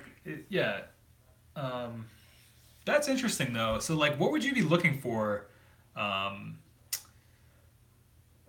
Whoops. Brandon, if you're still hanging out, what would you be looking for in a music podcast to get specific? Like, what would it be about that you would want to listen to? Is it like techniques, tactics? Like, in your mind, what would the perfect music production recording podcast, like, what kind of episodes, like, what would they be talking about? What would be the, I don't know, would it be like showing you, would it be like, because you could do weird stuff with that. You could be like, okay, today we're going to do some different mics on guitar amp, because it's all listening to it. So you could be like, here's the Fender Champ with the SM57. Right. Here's this. So, like, you could do some interesting stuff with it. But I don't know if it needs, like, more, like, interview stuff. So drop us a line down there. I'm just curious, because, like, I'm thinking about doing something or expanding these live streams into some sort of a podcast format. I also listen to Lead Singer Syndrome. It's hosted by the singer of Silverstein, and he had many interviews. Oh, that's cool. There's also a Reddit thread. Can anyone recommend any good pods and current trends or audio music? And it should be the first result. Oh, that's cool. So there's a couple there. Coming up with lyrics is hard, but a lot of material just wants vocals and the sound of human voice. It's a tough thing. Yeah, maybe at that point, John, maybe try sending this stuff out to other people. One of the songs I was working on in that Digitakt video I just put up, Joel, actually, from the UK, has offered to do some vocals on it. So I said, hell yeah, buddy, do it up. Because I don't know. I'm not really sure what I'm doing with my Digitakt compositions and stuff right now. I'm just kind of like... yeah, you kind of just... I kind of... like, I recently just got it. I wanted to, like, mix... Now that I know what Indietronica is, I think I want to have an Indietronica there. Yeah. Well, I was just saying, these guys, like, too, I've been wanting to mix, like, my garage rock influence with, or, like, indie rock, 90s indie rock influence with electronic. And, like, try to do, because that's, like, the stuff I was showing you. Right. It's like I want to try to do more, because, like, a lot of the stuff I play on guitar is very simple. But, like... I could literally sample my guitar parts. Right. Hook them up to the Digitakt. It seems like you've been going more in that direction, because even with your last album, Wild Lies, I mean, you have drum machine. Right. Right? You started... Well, you saw us play when we had the drum machine. Yeah. Yeah. And that's already kind of going down that alley. Yeah. And then, incorporating, synths also. Yeah. So, I mean... And now you have a Digitakt. Yeah. And that's a drum machine, drum sampler, computer. Drum computer, and you can even do even more with that, like sampling yourself. Right. Yeah. And sampling, like, we made that tin kit up at the Horseshoe. That was all. Like, I'm like really interested in that too, just because like the field recording stuff I do. Because that seems just like a really easy way to just like. It's super intuitive and super easy, and it like. Yeah. It's a super easy way to make samples of like anything. Yeah. Like, I've been wanting to make a Capro kit, like just go around when he's doing stuff and like. Yeah. Because when he's eating, he meows all the time, like. Right. And I mean, and then what's cool is you could take those sounds and manipulate them so much to a point of like. Not even knowing what it was, And that's what I wanted to do too with the Digitakt, is like there's not a lot of sample packs online, and I've been wanting to do more of them but the thing is, like, I don't know if people are using the Digitakt like the way I'm thinking about using it, like more of the... They will. Yeah, maybe. I mean, but it's like, because I like Why not put it out there, yeah. Yeah, I mean, I think it's, because it seems like it's more geared toward like drum and bass music or electronic music, whereas like the stuff I want to do is more... like rock oriented, but I want to do it so I'm like, I don't know. I feel like it's gonna making your own kits is cool. That's like stuff that. Yeah, I wanted to do something with Jay where we like get some like cool sounds at the studio and do some stuff. And in Logic Pro, you can do that with Ultra Beat. It's basically the same thing. It's basically like the same. I mean, like with Ultra Beat, like there's basically a bunch of kits in there that are like actual kit sounds. Or maybe they're manipulated to sound like it, but you can put your own samples in there. I mean, you have the sampler too on there, but you can just put your own sounds and create your own like kit with just like samples of like you can make a whole, like you were saying, like a whole Capro kit. Yeah. You can do that with the Digitakt. You can do that with Ultra Beat in Logic. Right. The same idea. Yeah, the same idea. Yeah. The main thing I like about the Digitakt and using that is that it's very similar. It feels like, I don't know, maybe because I come from the 4-track recording background, but like. It feels like I can do a lot of the same stuff that I do with the 4-track on the Digitakt, but then also like loop it and not be afraid of like tapes wearing out and like, I mean the amount of time you can record is obviously shorter, but I want to integrate all that stuff into one setup and all those ideas, and then eventually use my 4-track to record the stuff I come up with on the Digitakt. So it's like there's a lot going on with it. Yeah, it's just a matter of like figuring out. It seems like you're going. But Jay's been playing with me drums now. You know, we first started playing with the drum machine. It was a lot of the early stuff was me and the machine, and then Tim started playing, Pat started playing, and then Chris was playing with me drums. Oh, speaking of Tim, there he goes. I don't know what he's doing. Yeah. He's like walking really weird. Yeah. That's weird. But yeah, Tim's doing weird stuff outside. That's so funny. But like, so it was those three guys. Chris, my buddy Chris, was playing, and then kind of like stopped doing stuff. And I was playing stuff solo. I played the show with Reckless Eric, and then that was with the drum machine. And then the drum machine stuff is great, but then there's like the element of like a live drummer is also amazing. It's like totally different. So with this, I don't know what I would do. That's what I'm saying. Is like it almost feels like this stuff's gonna be a new band, like a new Indietronica Wait, band. what do you mean you don't know what you would do? Like I feel like the Be Cool Cowboy stuff would be its own like garage rock band, traditional, and then this would be more like a solo thing that I used loops and stuff with. So I don't know, or I could try to combine them all. It's just that Jay's. You know, yeah, it depends on if you want it to be another project. It could just be this project evolving. Yeah. Right. Right. Could do both. There could be some songs that are based like that and not. So yeah. I'm gonna take a bathroom break. While you're taking I'll answer some of these questions. Okay. So you've never used a 4-track or tape recorder? Oh, that's for me. No, I haven't on any of the. Well, if you gotta use the restroom, but so I'll take this one. So yeah, Brian's never used the 4-track. We never used it in Electricians, but one thing I wanted to start doing with Brian was videos where we recorded him or like ambient electronica music with the 4-track. So that was always an idea of branching out to do something with Brian. It's just a matter of scripting something out or figuring out a video we could do together. Maybe you guys have some ideas. Because I'd really like to try that with Brian, because I think he sometimes falls into the trying to do too much, or not having limitations. And especially with electronic music and computers, you can go take a really long time to do stuff. So that's one thing that I've been wanting to do with Brian, is record him on the 4-track. So I think Jarek was asking that. So he's never used it, but I want to help him incorporate that into his recordings. Cafe said, I don't think I've ever thought I wish this album was shorter. Yeah, I agree. I think 424 Recording was going to create a video about 4-track and loops, or is it there? I have done that with Fall Forever. Oh, thanks, Jared. I get obsessed with songs all the time. I don't know if I've done that video that you're referring to, 4-track and loops. Can you be a little more specific, Jarek? Like using the 4-track to loop stuff, or are you talking about like a loop cassette? I've been meaning to make one. I've been wanting to do that a lot. Hawthorne Heights put a new single and I've that. Nice. I once played a song on loop my old 400 odd times. Wow. Usana, what's going on? I do that rarely if want to learn a song. Yeah, that's always a good reason to do that. Yeah, I like to get into a song over and over, often trying to learn what makes it work. I agree, John. I do that too. Sometimes I listen to a song a bunch and kind of write out the structure, write out what it is I like about it, and I think the only way you can really do that is to listen to it repeatedly. I kept clicking on YouTube repeat. Thank you, Jarek. I need about a couple days to get over a catchy song. Yeah, that's the same here. Tim said he'd be back in like 10 minutes. Sorry, that was a really long stream. Oh, it's all good, dude. Live stream. I'm talking about live stream. Yeah, that's right. I might have to do a long live stream too. Tim said he's gonna be here in 10 minutes, but cool. Be back in like 10. But we literally saw him walking by like 5 minutes ago, so maybe he had to go out again. Okay, bro.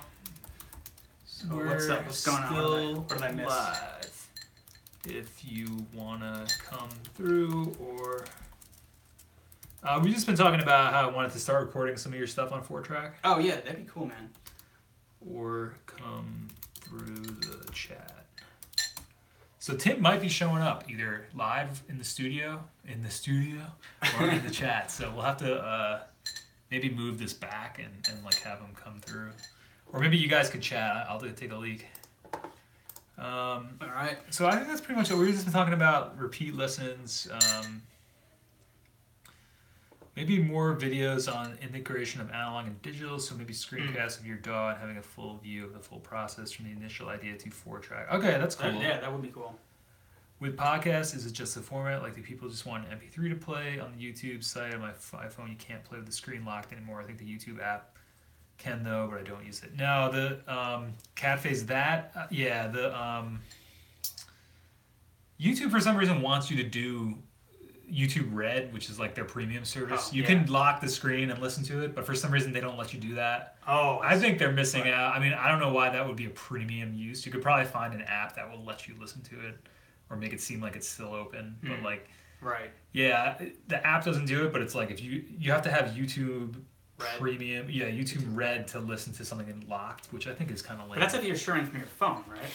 Well, I mean, like for instance, I listen to some live streams or like watch live streams or when I'm in the car, and I literally have to like dim my screen and just because like it's like an hour long, 2 hour long thing, and I want to listen to the audio while I'm driving. But like the only way to do that is to keep the screen on, keep the app open. Killing your battery, killing your killing data everything. if you're. Well, I mean, I guess you want to kill your data, but. I mean, I have so much data, it really doesn't matter. Because like this is all I think on the Wi-Fi anyway, so it's like. But yeah, the YouTube app. I wish they wouldn't do that, but I guess they have their reasoning. My ideal podcast right now would be taking songs and going through how it was done with compressors, what mics, what plugins, the medium is reel to reel, what brand. That sounds cool, Brandon. I'll keep that in mind as I'm brainstorming a little bit more podcast wise. It really comes down to timing too. It's like I spend so much time already on everything. I don't know how hard it would be to get something like that going, or if I could integrate this or the live streams with that. Because that was another idea. Was Jay and I wanted to do a stream the other night where we were live streaming like drums and drum setups, but the Wi-Fi, or he doesn't have Wi-Fi. The data or the what is that called? The service at his place is just bad. So there's one spot we figured out where it works. So. Which is better than no spots, because it's a really fun thing to go up there. But, that's another thing I was saying. I wish I had more of like a studio setup where I could have a drum set in here and then say, okay, guys, we're going to go right now. And for this segment of the podcast or the stream, we're going to go record a drum thing and show you how to do it, Your old place used to have enough. You used to have a drum set, didn't you? Your old place? What did you end up doing with it? It's at Hapro's house. Oh, yeah? Yeah. The only problem, I would love to do something at Hapro's. I probably could do something once a week there, actually. But I probably should. But it's just that he lives so far away. He lives like over an hour away from me. And he just got 3 feet of snow out there so.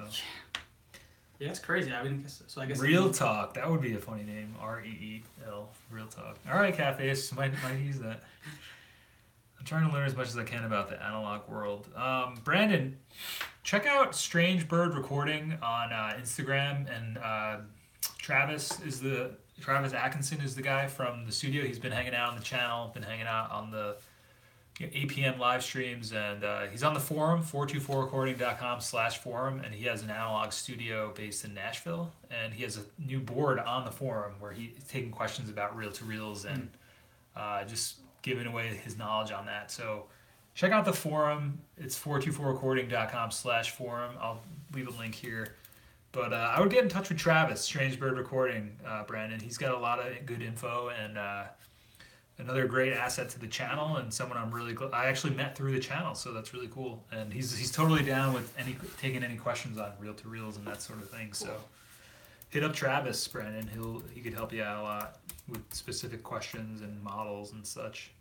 Seems to have a lot of knowledge on it. This is the link to the forum. Join the forum.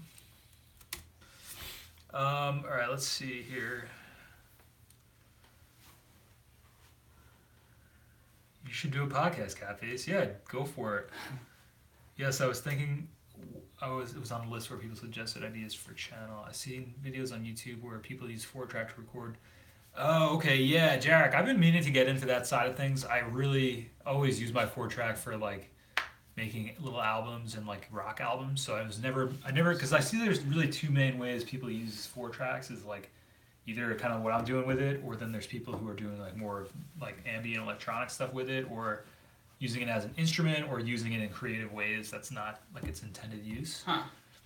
not that there's any rules, but it's like there's like almost two. There's like a segment of noise and like ambient electronic users, and then there's a segment of mostly I think a lot of the people in the chat right now and people on the channel of like just recording with it. So I've been meaning to get more into that, Jarek. I'm gonna have to step up my game with that. I'm gonna take a tape and make a loop out of it. Maybe I'll do a loop tutorial. I know this guy Amulets has like a really cool tutorial on that. Yeah. Maybe I'll try to make one. So how would you go about creating a loop with that? Well, so like what's the whole process? So to make like a tape loop, you would literally take a cassette tape. Mm-hmm. You gotta take it apart. Yeah. Take out like most of the tape. I think there's like a certain length you want, and then you have to tape it back together with like tape, Mm-hmm. like Scotch tape. Yeah. And so you tape it back together in a certain way, and then you can like the tape is just like an infinite loop, because like a tape, right? The cassette tapes now are just like once you play it to the end, you gotta rewind it. But this tape is just keeps going. Yeah, so like that's what cool. A lot of people do is take that. Yeah, that's you can really do something cool. like that and have it always recording. Right. And then record like delay or right. Vocals or something, right. and then you could record onto each track and like change the tracks as you're playing. Yeah. So that's really cool. It's been something I've been meaning to get going on with the channel. It's like there's just so many ideas and so many things going on. I think Tim's coming. Yeah, here's some footsteps. Tim! Yo, I think Tim just got here. What's up, Tim? Yo, hey, what's going on, Tim? How you doing, man? How you doing? Tim just got here, guys. What's dude? up, man? How are you? Good. Hey, you want to take a seat Hey, real I'll- quick and say hi, everybody? I gotta take a leak. I'll take a seat. I'll be the interviewer for a second. I'll get you some coffee. Yeah. So Tim just got here. We're gonna do a little switch out real quick. I gotta get some coffee for him. Get me a coffee. Yeah. So everybody's Yeah. hanging out. Here I come. Yeah. You know what's funny? I think I was wearing this exact same sweater when I came when I was on the show. Really? last. That's the only sweater you own. I'm like a cartoon character. I have an entire closet of just one outfit, but hundreds of them. So what's going on? Oh, nothing much. What were we just talking about? Talking about creating like an ambient loop with the 4-track. Oh, cool. Yeah, I mean, I didn't even. Mike kind of explained. We take like a piece of the tape and then you actually Scotch tape it back together, creating an actual loop. That is. It sounds really interesting. That's what we were just talking about. Oh, cool. Hey. Dude, I would listen to this. I listened to the whole thing. Yeah. Probably, I guess it was last night. They're all blending together, the days. Yeah, 'Cause yeah. I've been like working on this thesis proposal, but it's like, it's the best sort of just like. Oh, thanks, man. Oh my god, spacing out. I was like spacing out so hard. I was like, I gotta focus on I gotta focus on this paper, but like it's taking me to a different planet right now. Yeah. Thanks, man. Thanks so so much for good, listening. though. Oh my god. Yeah, I really like it, and I like how it has more vocals. Yeah. Than I usual. tried to incorporate. So on this, like we were saying earlier, that this has more. Thank you for the physical copy. Yeah. This is awesome. No problem. Yeah, so it has more vocals, and it's the first time I'm incorporating guitar on any of the music too. Oh, yeah. I didn't have any guitar in any of the. That's other yeah, releases. right. It was like all synth. Yeah, it was all synth based, and really all instrumental based too. The guitar really like added something to it. Yeah. I Which I don't know why I was so. I think it was because all the bands I'd ever been in, it was always obviously guitar is such a popular instrument, so it was always so. And guitar is my main instrument, so I think I just wanted to break away from that for a little while. And now Right, it's like, try something a little different. yeah, and I was just breaking into like a completely different world, like more of an electronica world. So I was just focused a little more on writing music with synths and different sounds and stuff and soundscapes, but now I'm like just combining the two really. Right, yeah. It's got such a visual like component for me. Yeah. All the songs on there just like they looked like something. You know what I mean? That, like, yeah. I probably had a totally different vision in my head. Well, than that's you what were we're. thinking of, That's but- exactly what we were talking about too. It's like I try to write where, and that's why I like writing mostly like instrumental music, because I might have something specific in mind when I'm writing. I might just be like completely just writing on pure emotion. But when the listener is listening to it, it's like they might be feeling similar emotions, but they might be like thinking about completely different things, which I kind of Yeah, like. I had like, it's all very nostalgic. Yeah. For me, I don't know why. It's not like I ever listened to any electronica as a kid. So Yeah. like, there's no strict pathway there. But Yeah. something about that sound is just like makes me think of like stuff I did when I was a kid. It's like the weirdest thing. On this album. Yeah, on this album. I don't know why. Yeah. It's just like something about it. I was like, I mean, parts of it is totally what I'm going for. Yeah. We were talking about that earlier too, like specifically Comeback Balloon. yeah, you know what? It's just something about it. Was just a weird feeling I kept having the whole time. I was like, this feels like, not that I've heard it before, but something similar to, I don't know, there's like a weird just kind of visualization of like my old neighborhood. That's cool. It's really cool. My old Patchogue neighborhood where I grew up. That's where you're from? Yeah. You're from Patchogue? When I was, I moved when I was like 6, so. You moved from Patchogue? From Patchogue. To Speonk. That's up here? No, that's on Long Island, but it's a really tiny town. Speonk. Yeah, it's like 2 streets. It's next to Eastport. Where's Eastport? Do you know Eastport? This is all out, way out. Okay, so Patchogue is what, like in the middle, I guess? It's more South Shore, isn't it? And a little further east. Yeah. It's like southeast. Yeah. So Speonk is more east and more south. It's like right on the water. Okay. And it's Great South Bay area, basically. Yeah. When I was a kid there, it was incredibly rural. It was like nothing was going on out there. Yeah. And compared to Patchogue, it was super boring because Patchogue had like a real town and the streets were all like close together. You could, like, as a kid, you could like wander around and like find cool stuff there. You know. Yeah. A different kind of feel, but like that kind of feel I got from this, I was like, that like feeling of being a kid and like just leaving your house early and just doing weird stuff like in the woods all day and then going home. Yeah. So, I mean, just like specific feeling. Yeah, it's definitely supposed to like give you those kinds of feelings, just like nostalgia and just like what it's like to be a kid. I mean, like parts of the album, just what it's like to be a kid and just like figuring out what it's like to live. Right? Yes. And just like what this world is like and what, I don't know, where your imagination can take you and Oh my god, yeah, absolutely. You know the aesthetic, I've been chatting up this game like crazy. Have you played Night in the Woods? Is this just video? It's a video game. Yeah, I don't play that many video games unless it's like old school, like Super Nintendo or. It is fantastic. It's like a 2D side side scroller, but it's like a storytelling game, and it's about you're like a 20-year-old, and all the characters are animals, which is like not relevant at all to the story, but the art style is very cool, and you're a 20-year-old and you drop out of college and you go back to your hometown, and it's like everything's different in your hometown. It's only gone for like 2 years, and all the stories have changed. Right. You're trying to like reconnect with like these people you knew in high school, and it's just this like very weird kind of that seems really interesting. Yeah, it's a great game, and it's very psychedelic. Like every night, like you go through like multiple days, and every night you go to sleep and you have a dream sequence that you play through, and you play through the dream sequence like it's an old school arcade game almost. Wow. Where you're doing like platformer stuff. It's called Night in the Woods. And it's new? It came out late last year, I think. Night in the Woods. Yeah. Like and it's on every NIGHT. Yeah. Okay. It's on every platform. Like I'm playing it on my Xbox, and it's so good. Wow. I gotta see that. Yeah, play it. And the music, you'd love the music. It's all very kind of ambient, synthy music. Yeah, it's cool. So Mike just walked in here and plugged things in and then walked out. So, oh, hang on, Schizo. I'll check it out. Thank you. He's makes some great music. This guy. He's always on the stream. Yeah, we were listening to that single he put up on YouTube. Matt's Schizo's. Oh, you got some stuff on YouTube now? Yeah, nice. I sent you that link. Remember? I don't know if I've been listening to it all on SoundCloud. Oh, that's right. Yeah, I didn't know there was any on YouTube yet. On Schizo, I love Boards of Canada, and I agree, it does have a very nostalgic feeling to it. Like all Boards of Canada tracks, I feel like. You listen to Boards of Canada? I haven't, no. Really? No. I'm surprised. I would assume that you've listened to Boards of Canada. Yeah, Boards of Canada is really sick.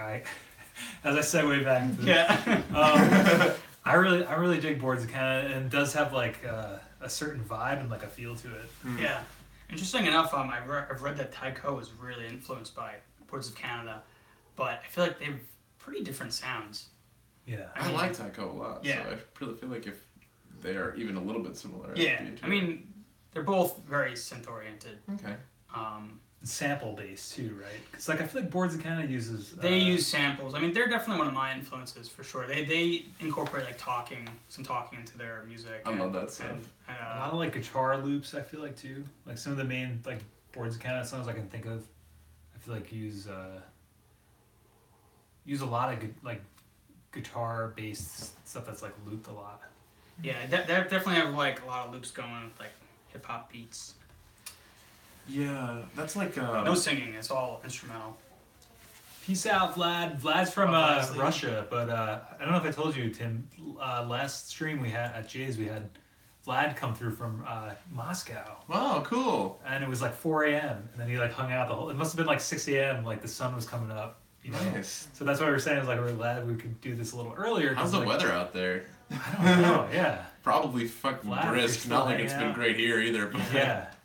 Jarek's from Ukraine, so maybe he can let us know how the weather is out there by you guys. Yeah. But it was cool is like we could do this a little earlier today because like as you know like the streams we did it's like easier to hang out with some of the people from the channel. Yeah, because, some of the internationals. yeah, everybody's in like UK or like the other side of the world, so when we go earlier like this, it's easier to hang and like I said, like it wasn't but you 4 know what, a.m. in the Moscow.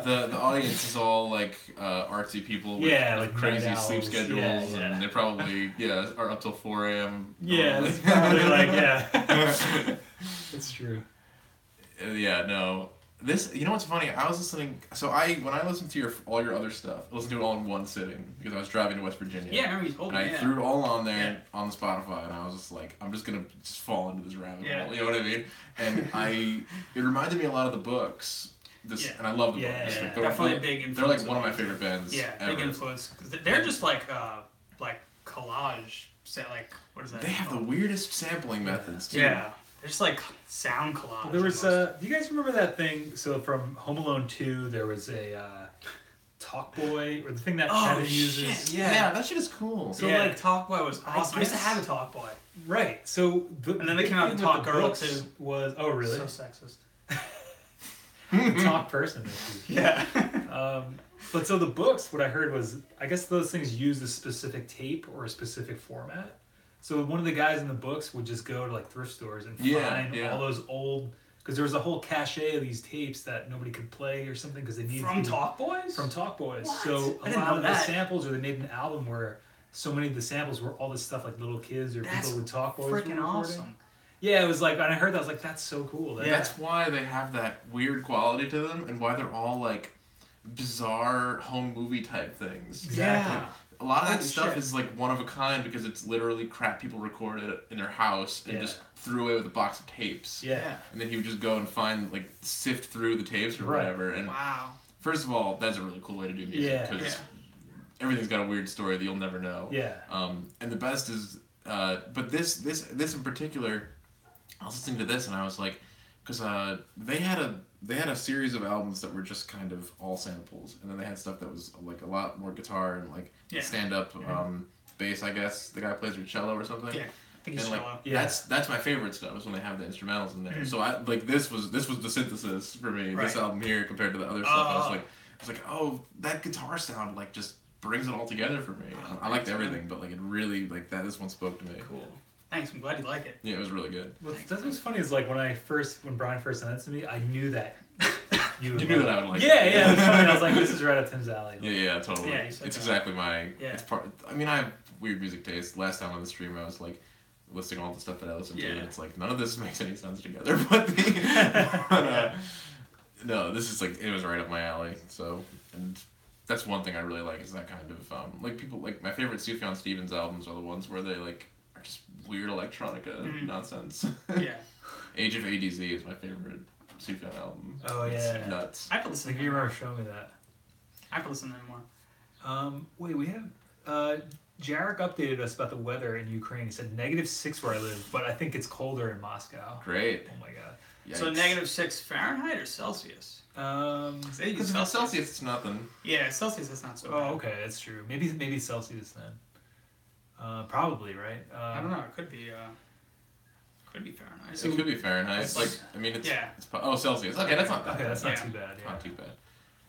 Because here -6. That's why we're saying that. Because 32 Fahrenheit is freezing. So 0 is freezing Yeah. in Celsius. But Yeah. here, if it's -6, it is. I don't know. It's cold.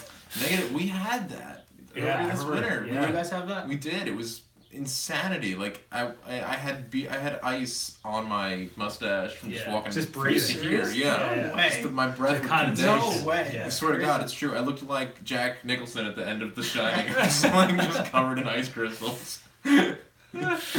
And Molly like loves the cold. She was like, "This is great. Let's keep walking." I was like, "For the love of God, let's go home." Can you explain who Molly is? I think Yeah, it's my dog. I think Molly's my dog. She's like a little thing that doesn't mind the cold or snow. Almost looks like a stuffed animal.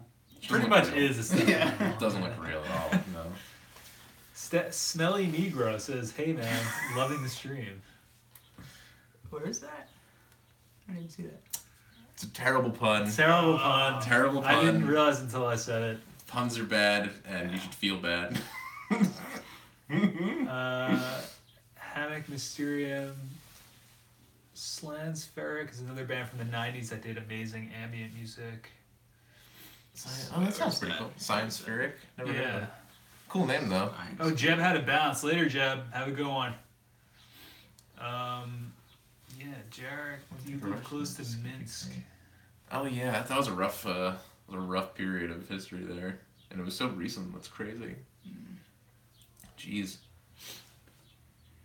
Yeah, so what's next?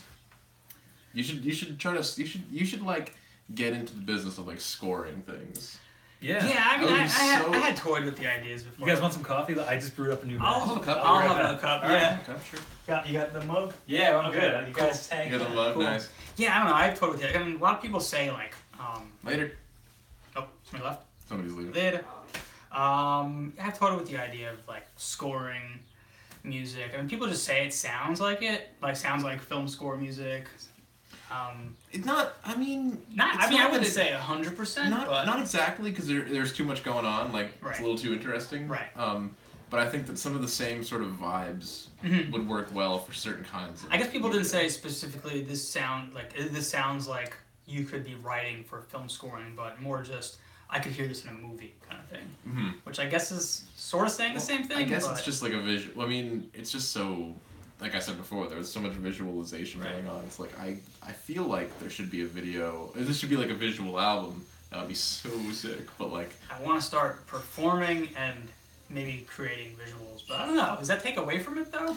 so, I have seen probably two. When I saw the books, they had a movie Right. playing. I've seen the on books them, once too. and that was awesome. I loved it. I thought that was so. It cool. depends on how you do it. And when I saw, actually 3 band, Animal Collective did that. Oh, you saw them? I saw never them when seen they did the Centipede Hurts tour, which was amazing. Thanks kindly, brother. Thanks, Mike. That was an incredible show, and they did all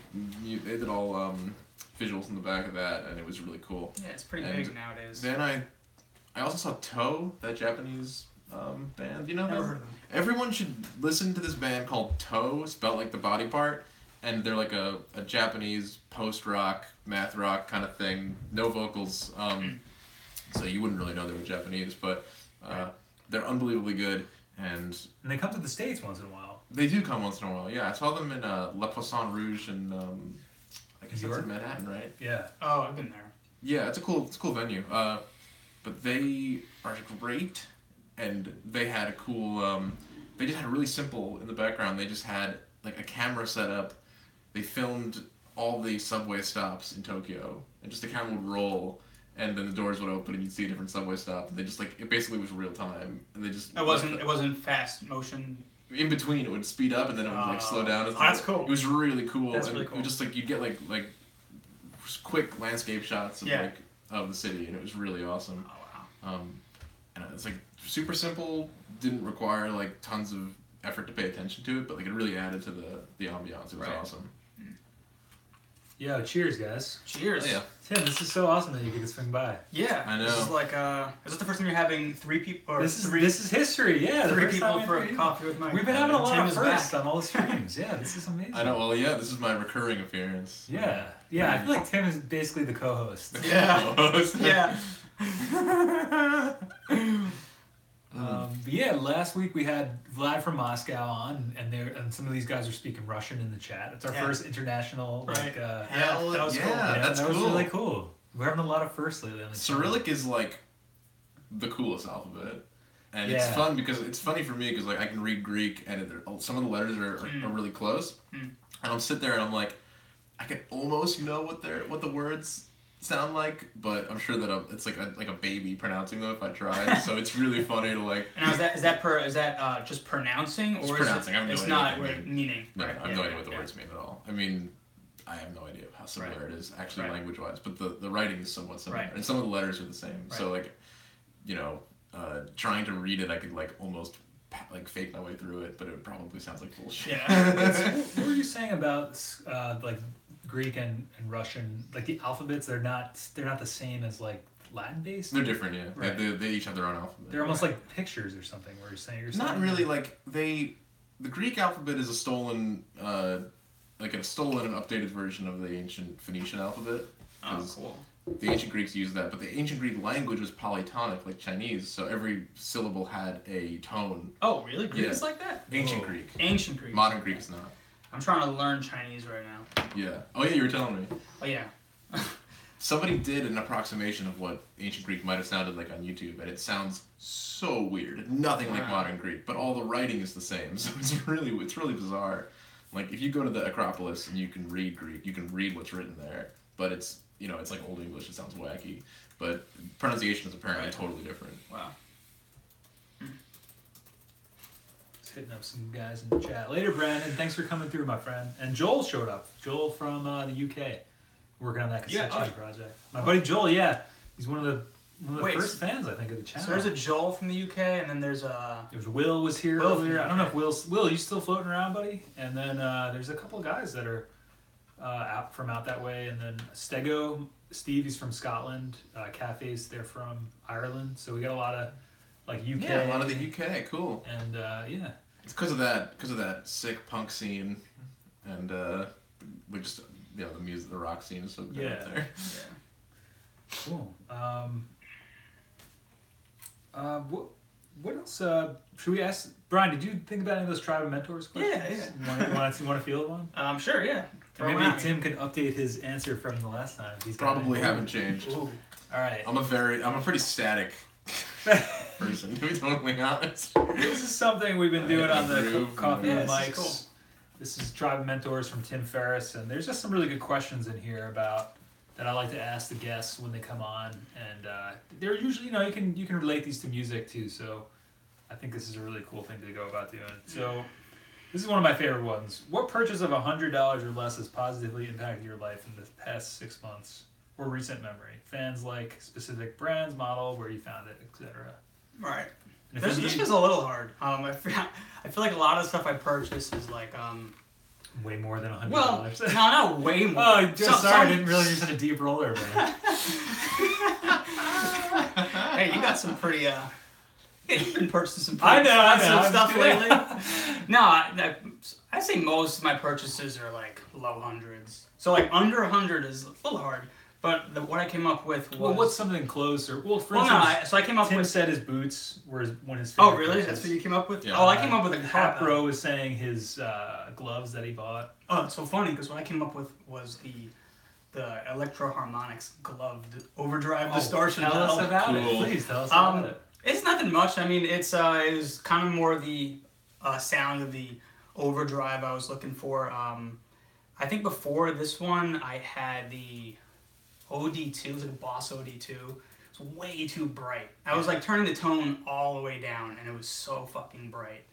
Yeah, I always describe the Boss stuff as being plasticky sounding. Like yeah. It just sounds like you're playing through like a sheet of plastic. Yeah. You know what? That's a good analogy. That is a good, yeah. You know what I mean? Weird, it's like, weird, but it works. Yeah. I'm not too much of a fan of Boss, but there's certain pedals are really cool. Yeah. And the older ones, everybody says the Japanese ones, because there was like the made in Japan era, and then they started making them in Taiwan. And there's something about 80s electronics that are just amazing, like the parts they used, or they just have a certain like warmth to them. And just over time, the more you have that stuff plugged in, like the more it wears in, and the resistors or whatever. Jay would be a good person to ask about that, but Yeah, I agree. Like some of this stuff is Yeah. So the power, what is it called? Power glove? No, it's just the Electro-Harmonix glove. Okay. Just an overdrive distortion pedal. And what do you like? Like, what about it has enhanced your like? So I can get that more of a range of different tones on. I can definitely get a more warmer sound. It also has a cool mid boost. Oh, cool. Which really I usually put that on, and I don't know, it's closer to the sound I'm looking for in an overdrive. It's basically it. I think it was like 60. I got it for like $67. Yeah, the Electro-Harmonix stuff is like relatively inexpensive Yeah. in comparison to a lot of pedals, and they put out so many different ones, and they have such a pedigree and heritage, you know. So it's like it's pretty wild, like the amount of stuff they've been putting out. But yeah, I mean, there's so much stuff out there now. It's like hard to sift through it all. So Yeah. if any of you guys have been looking into the glove, or you know have any pedals in that range, like or been thinking about it, Brian says that's one of the best purchases he's just made at under $100. So. Yeah. That's enhanced his life, so that's awesome. Tim, do you have any updates for us on your $100 purchases? Oh, it's still the boots. They're just such good Boots and the boots. gloves. Actually, they've proven themselves even more worthy because you've been having all this flooding up it's here. been like really Right. yeah. The river by our house has flooded like 4 times since our last stream, and I've walked through like ankle deep water Wow. just multiple times, and water does not get in these things. Wow. They're perfectly waterproof. They're amazing. And they're Sperry brand, right? They're Sperry's. Right, which Yeah. Sperry is like a boat shoe company sort of. I feel like they mostly do boat shoes. Yeah, which is fun. I don't What's know. like It's what's a the material worldwide on the top part? It's actually fleece and flannel. And So it's that- warm around here, and then this is all But like, rubber up what if to here. the water came up to that? Wouldn't it soak in? It would get wet. So you can, okay. But so I've gotten can't- water up like okay. past the leather mark here because there's rubber Okay. underneath that. And So you do have to be a little careful not to go too yeah, deep. yeah. They're not like rain boots, Right. but Okay. if you're doing like if you're like hiking and it's gonna be wet out, See. they've Right. turned out to be incredibly good. Nice hybrid boot. Yeah, they're great, and they're super warm because that's the problem with rain boots is usually they're Right. not warm at all, Yeah. and also they're like muck boots. You can't tie them. So they're kind of like flopping around on your feet a little bit, but these you can get them really tight like hiking boots, just like the perfect fusion. Yeah, they're cool looking too. They look awesome. I They're think. totally Tim's style. That's what he was saying last time. They're my aesthetic, you know. The aesthetic, that's right. To a T, which is I think I said refined woodsman, Refined woodsman. That's right. which is pretty much all you need to know. Brian, there's another question from the book. How has a failure or apparent failure set you up for later success? Do you have a favorite failure of yours? This was a little hard for me. Do you want to try a different one? No. I was able to come up with something. Okay. So this because I guess this dates back a little bit. So I went to school for music. Oh, and you then- did? Oh, that's know that? right. Yeah, you do that. Well, I kind of Forgot. remembered that, but I did forget, honestly. Yeah, and then I went to grad school for music education. I wanted to be a music teacher. Exciting. Wanted to work in a school district. Dude, I already love this. I already know. I know kind of. Yeah, you know where I it's love going. this. Yeah, Yeah, you know where this it's is going. great, man. So I literally went to school for like 6 years of music. And I did my undergrad, and I think the degree was just technically just music, not even music performance, just music. And then somewhere along the line, I was like, I decided I wanted to teach. I think just helping out my peers with like a lot of the theory and analysis stuff, I realized like I really enjoy teaching, and I think I do well. And I was like, so maybe I'll go to grad school, do music education, and then I started, teaching music lessons and stuff, and I was just loving it. And I was like, oh yeah, so I need to get those benefits, need to get that salary, right? So I was like, I'll just keep teaching private lessons on the side, and I'll be a music teacher as my career, So anyway, six years of music, studying music, and then looking for a job as a music teacher after going to school for that long. And in New York City, in 2009, as soon as I graduated, there was a hiring freeze. Well, that was also I don't know if I the think Great Recession. Yeah, right. And I guess I think it was just I don't remember now if it was it a hiring freeze on just all, or maybe it was just music. Well, I remember that too because It was a John. lot of teachers Yeah. did Yeah, that. there A was lot of there were a lot of history state positions. employees. Yeah, it was like Right. there was like 300 people trying to get like one position in some school Right. districts and stuff. And same thing in Long Island too. It wasn't a hiring freeze, but I just remember that year it was like twice as many teachers looking for jobs and only like half the amount of jobs as the previous year. Or It was a de facto one on Long Island. Like they didn't call it that, but it may as well have been. They just cut everything so much. Right. Yeah. Right. So, you know, it was hard enough to even get an interview, and you know, when you go on these job interviews, I guess to be a teacher, it's like you gotta have the thick skin, and you have to do it a bunch of times until you start to understand like how you have to act and how you have to be, and It's like everything else. yeah, Right? yeah. And but I was getting like super discouraged. Like I was finally getting an interview, and like I probably went on like just a handful of interviews, and totally like I feel like I flopped on like every single one. Really? I don't know. Yeah. It was even wasn't because you. there was the first one I went on. Like I had like a connection. It was like somebody in A love connection? yeah, love connection. No, it was like somebody in my grad program. He was already working there, but he was moving on to a different school, and he was like getting me the job. And I interviewed, and like the principal didn't even want me, even after like having that connection. Jeez. I think actually one of the things he said was like, "You just seem like a guitar teacher."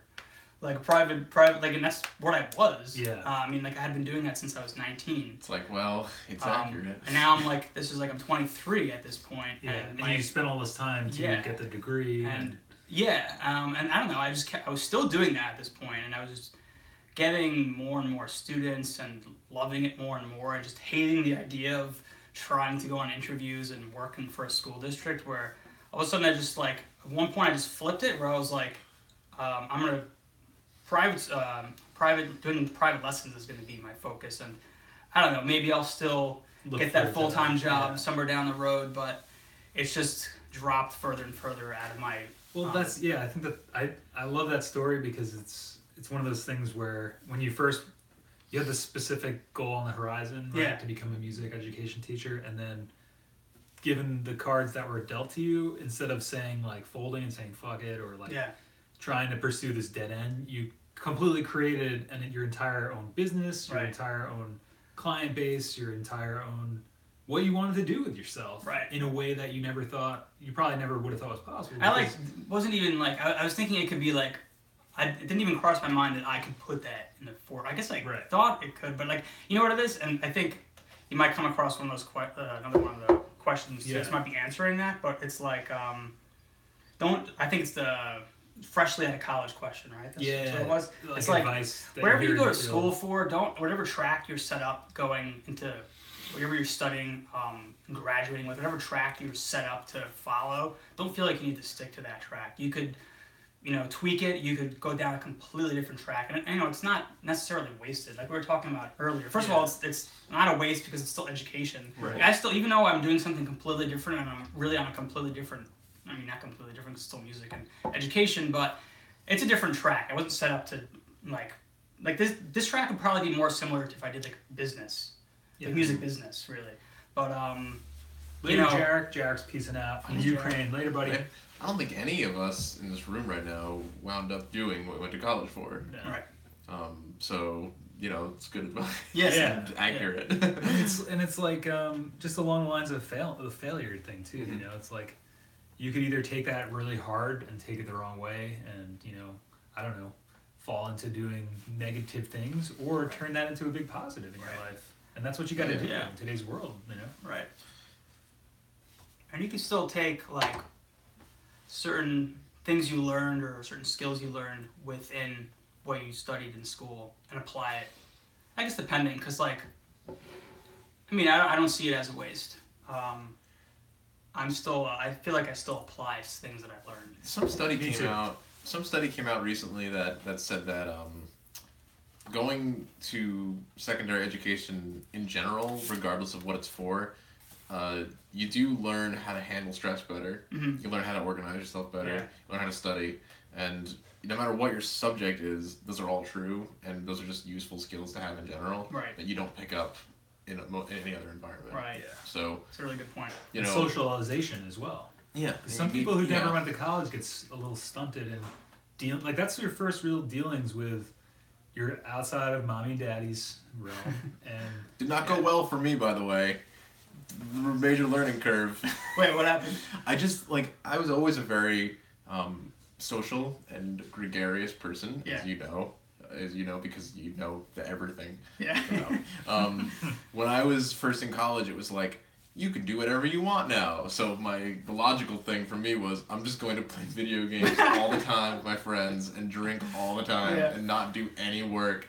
So my entire first semester was just Super Smash Brothers and like Red Stripe 12 packs just on a conveyor belt. Wow. So I got nothing done. I was like, I need to learn how to moderate. That's my new skill to learn. Yeah. It's too bad Twitch and YouTube live streaming didn't exist then. Dude, you probably would have been the #1 Super Smash Brothers. Oh, I sucked. No, I was terrible. Actually, that could have been my gimmick though. I play it all the time and I don't get any better. Yeah. I was fucking horrible. People just laugh at how bad you are at it. People who like he plays this every day for 8 hours. How are you so bad? Yeah, people who played half as much as me kicked my ass all the time, and I was like, "What is wrong? Do I have like bad reflexes or something? I'm just not good at this game." Yeah, it was fun though. Where did you go to school for? Anthropology. So. The only thing that I kept is that it was a biological anthropology, so I studied evolution, and I did keep. It's the study of human evolution, though. So you did paleoanthropology. Is that what it was? So biological anthropology is a study of human evolution and primates and how they're related. Okay. And I took a bunch of cultural stuff as well, which was really interesting, but it wasn't what I specialized in. But that got me hooked on field work with animals, because I did that study abroad to study lemurs. Right. And I wound up being the one person who was looking at the ground while everyone else was looking up at the lemurs, because I was like, yo, that seems cool and all, but these ants fascinating right now. And then now I just got a flashback to when I was first introduced to you, because sorry, as a side note, when I was a kid, I really wanted a queen ant. Oh yeah, no, right. Listen, the I was time into is ant farms, man. The time is coming. Maybe a month we'll start seeing. Okay. Maybe a month we'll start seeing the winter ants emerge, and they're really easy to catch, super easy to take care of. You gotta teach me how to catch I'll one. tell you how to do I it. create my own I'll give you a real queen. ant farm with the queen. I'll give you. Not the crap that they send you 20 workers. No. You need a queen. It's ridiculous that you even try that bullshit, frankly. But it's illegal to buy and sell queens in the United States. Yeah. But in other parts of the world, it's not, which is like, first of all, it's annoying that it's illegal, but I totally get why. Because all it takes is one queen to escape to develop an invasive population, and then you can just ruin everything. Like, the entire ecology of the islands of Hawaii is permanently out of whack because of one invasive ant species that is just can't be stopped. Wow. By the other ones. That's insane. And do you know, because islands are very fragile ecosystems, because things, especially when they're in the middle of the ocean, like there's no immigration of species, so everything's balanced on like a pinhead. It's like everything's worked out. Everything's been alone for like 1 billion years. So if anything new comes in, it's there's no defense against that. Yeah. Like, you know that famous island, Christmas Island, with the crabs that migrate. Yeah. Where's Christmas Island again? That's like is it in the Atlantic? I think it's in the Indian Ocean. It's in the Indian Ocean. Okay. And they're like a I can't quite remember exactly, but they're like these little land crabs, and they live on land all the time because it's so damp in the rainforest there. But they have to go to water to lay their eggs because their eggs need to be underwater to stay alive. So every year, millions of them will just march out of the forests into the ocean, and some. Recently, with like potted plants or whatever, somebody brought in by accident this ant called the crazy ant. It's a real common name. And they have these really long... It's weird. Because if you touch them, or if you touch one of them, they all just go crazy. Because they're all very keyed in with each other's alarm pheromones. And they run really fast and crazy zigzags. Like, they're really interesting. But they're voracious, and the crabs have no defense against them. And they're so small that they can pick at the joints of the crab's armor and then just get inside the crab's exoskeleton and eat them from the inside. Wow. There's no way they can stop it. Like, they can't crush them fast enough. Right. So they've just been decimating like patches of this crab population. And now people are trying to figure out how to stop the ants by introducing a parasite of the ants maybe, or introducing a parasite of the ants' preferred food item, which is also an invasive. So it's like a whole thing. Wow. Yeah, man, that's crazy. It's like, I feel like that's a joke on one of those like animated shows where it's like, we have to introduce this. It's like a Futurama bit. Yeah. But yeah, no, it's a shit show. So yeah, when you travel to islands, make sure that you're like not bringing anything. I really want it. Don't. Yeah, like I feel like I don't know. I think I always cause all these tangents. Oh man, this is what it's all about. Yeah, By the way, yeah. Queen Ants. Tangents are good. Yeah. Tangents are good. But yeah, basically that's none of us wound up doing the same thing that we set out to do. Right. It's like you have all that knowledge based on something that you didn't even know that you were going to get into. Right. Well, look at Justin, the Hat Bro, The Hat Bro. who went to school for music and still does a little bit of music therapy, but he's into farming now. Like that is his thing. Yeah, that's And he's cool. like really, really good at it. That's awesome. He's got like a super intense gourmet kind of setup now. He's like selling to restaurants and stuff, which is really cool. Wow. Yeah. That's cool. He's I mean, killing it. as somebody who has like cooked with his produce, it is like actually fantastic stuff. He made me like a sampler of garlic one year. He's like, I want you to try all these garlics and tell me which one's the best to cook with, and all these different strains of garlic. Wow. And I felt like a lazy asshole because the one that I liked the best was this variety called Easy Peel, and the reason it's called that is because it peels really easily. Yeah, yeah. And he was like, but which one tasted better? I was like, I don't know. I was just so impressed by how easy it was. How that peeled, it was awesome. Takes 2 seconds. Yeah. He's like, Yeah. Not what he was looking for. No, he wanted to know which one tasted the best, Yeah. and I was just incredibly lazy. I was like, this one's incredible. Yeah.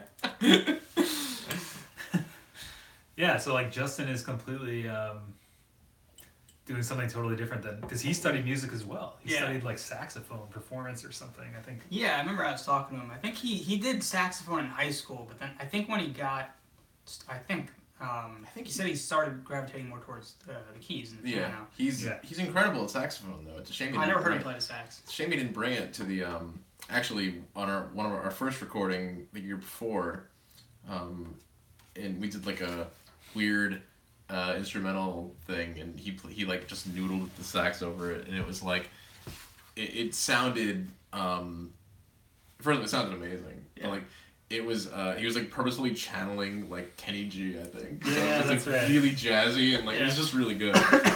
And he also played mouth trumpet, which is Oh, sounds like a joke, but it's he not. did that at your wedding.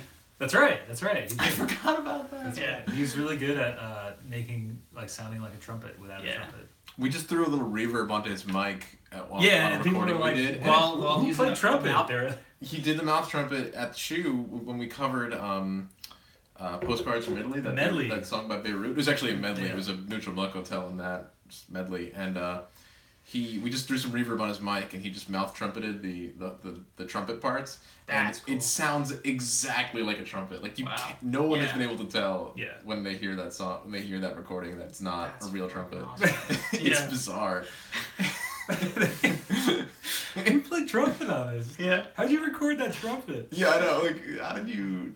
Because it doesn't sound like it sounds like a real trumpet, not like a keyboard Right, trumpet. yeah, right. Because it's very organic. Right, It's right. just so good. Yeah, it's like you don't even need a trumpet. If we ever need a trumpet on anything, he's our go-to trumpet Yeah. player. Yeah, honestly, it's better than a real one. You can control the volume more. It's always in tune. If you could have one gigantic billboard anywhere with anything on it, getting a message out to millions or billions, what would it say and why? Could be a few words or a paragraph or someone else's quote. Yeah, so with this one I went with quote. One quote that I've lived by for a while, and I guess I've lost it for a little bit and then remembered. It's a Buddhist quote, and it's holding on to anger is like grasping a hot coal with the intent of throwing it at someone. You are the one who gets burned. Nice. It's a really good Yeah. quote. I don't know. I think I seem like a pretty mellow guy, but I used to. I would have Yeah, never. Yeah, that's yeah. like such an. I guess interesting I've quote. held on to this for a while. I used to like maybe even more in my like teens. I used to because I think I first heard this quote maybe when I was like I don't know, probably still in my teens, and it always like stood out to me. And I always used to want to like be able to control that. And yeah, I think that's good. Like, you know, like what do you like, or even just like if it's not anger, it's just like being frustrated with something or Yeah. being upset about something. You know, who's like you're the only one who's being affected by holding on to that. Yeah. You can't control how other people act. You can only control how you Right. react. Right. Another good one. I mean, I know Yeah. that sounds like super cliche, but well, it's true. I also said that in one of the videos I did recently. I was saying, and it also takes a lot more energy to hold on to that Yeah. stuff to just let it go. Yeah. Mm-hmm. Yeah. you know, and it's like how much of your life are you going to waste, you know, being angry or wasting your energy. You only have so much energy, and if you waste it on things or emotions that don't do anything for you, Right. in that sense, like you're just, you know, wasting your own life, wasting your own time, holding on to this anger that just dwelling on something that somebody else did that, I don't know, or just like if you're really gonna get, like if you're getting to the point where you're getting angry at that person and you're holding a grudge against somebody, like what is holding the grudge against that person really doing for them or for you? It's completely negative energy. It's negative energy. Yeah, and it's taking your energy and wasting it on something. Yeah, and you could be focusing on other things. Yeah, what if you focus on productive? Yeah.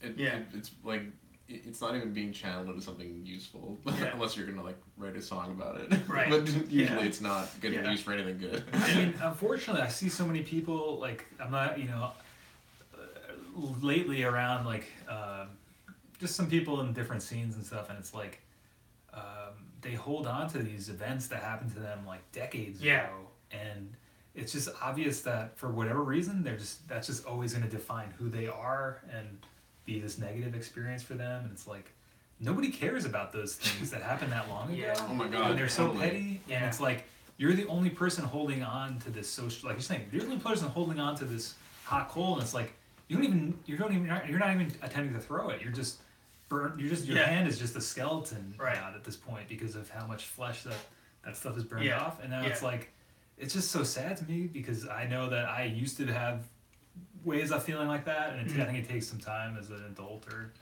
with experience. But like, I don't know. It's like you kind of move through it, but it's like it's just like, man, these people are just always gonna.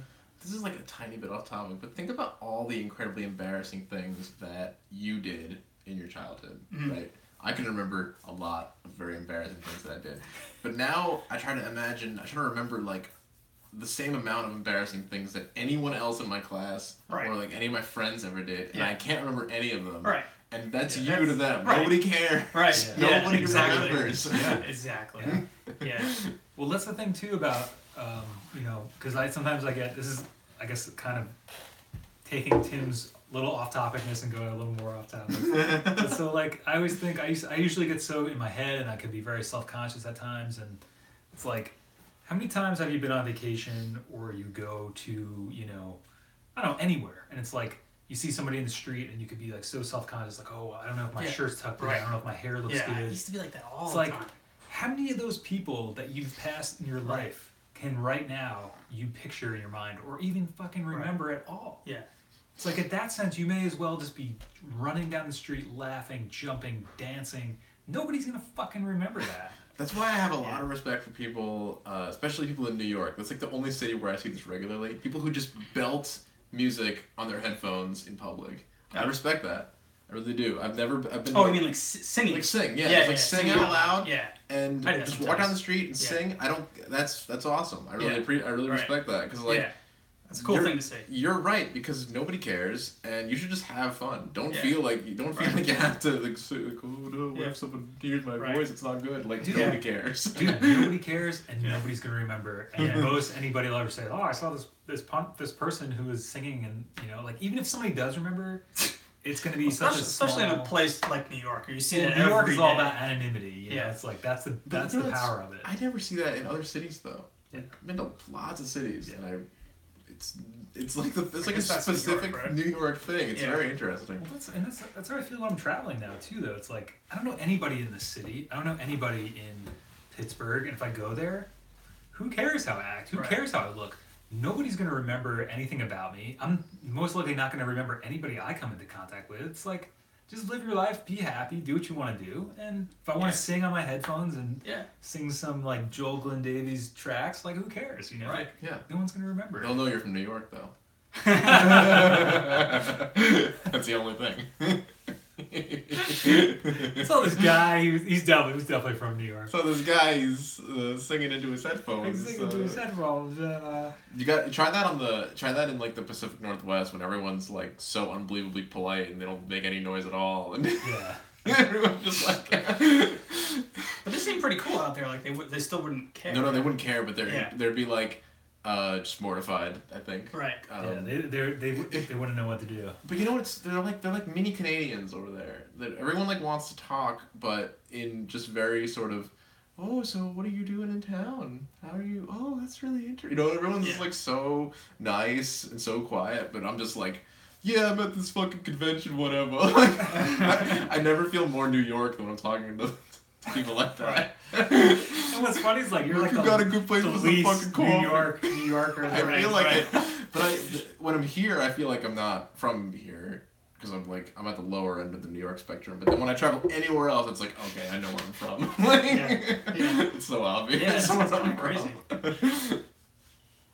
I'm walking here. Walking here. Walking here. That's a good one, Brian. I like that. I've heard that quote before. You have? Yeah. Maybe I never like back. I've lived by that for a long time. It's a good quote. That's awesome. Yeah. What? Here's another good one. What is one of the best or most worthwhile investments you ever made? Could be money, time, energy, etc. Yeah, I don't know if. Do you already answer that one? No, I didn't answer that one. My best. Wait, sorry. Read it again. I forgot how I answered this now, or how I thought about it. What is one of the best or most worthwhile investments you have ever made? Could be money, time, energy, etc. Invest in yourself. Nice. I don't know if that's kind of cliche or Can you be a little more specific? I don't know. If you just believe in yourself and just do what you want to do. I think that's like about a lot of what we talk about. About what you talk about. Don't be afraid to do that, and it's going to be a good investment. Right. Like if you want to learn how to, play piano. Right. Like invest the energy into doing that because you never know if that's something you really want to do. You right. never know what that if you really want to do it, don't half-ass it. Believe in yourself, obviously, and just go for it. Yeah. And give it all you got. That's awesome. Yeah. That's super inspirational. Yeah. Mm-hmm. Yeah. Let's see what else we got. An unusual habit or absurd thing that you love? This one I feel like is like I just answered in a really dumb way. Well, I think that's the point of this one. It's like kind of like get your guard down a little bit. Absurd thing that you love. I just love. No, it's really a cop out. Like I just love to be absurd. Okay. It's funny like that side because I know that when you were younger you were in like a comedy troupe almost or like among your friends. Right, and I think you guys I've toned like, down a little bit, stuff. But even like an electrician days, like you're crazy. like you're trying to be serious, and I'm just always joking about everything. Yeah. And to the point where it gets a little like you're being too absurd. But that's something I learned from you that I really have taken with me. It's like, because I used to have like irrational anger about certain things. And I remember something you taught me was like, just take that to a point where it just is absurd and then you'll just laugh about it. Oh shit, yeah, I did used to say that. Because I used to get pissed at certain things and be like, take things way too seriously. And then you kind of taught me like, just take that even a step further until the point of absurdity and then you can just let it go. Yeah, that was what I forgot about that. That's what I used to tell people that, like, oh man, who did I used to tell that to? I used to tell it to certain people. Oh, to people who would feel like awkward all the time. Yeah. Feel like awkward about like doing something or saying something or just being a little outgoing. Just let yourself get even more awkward. Just go for it.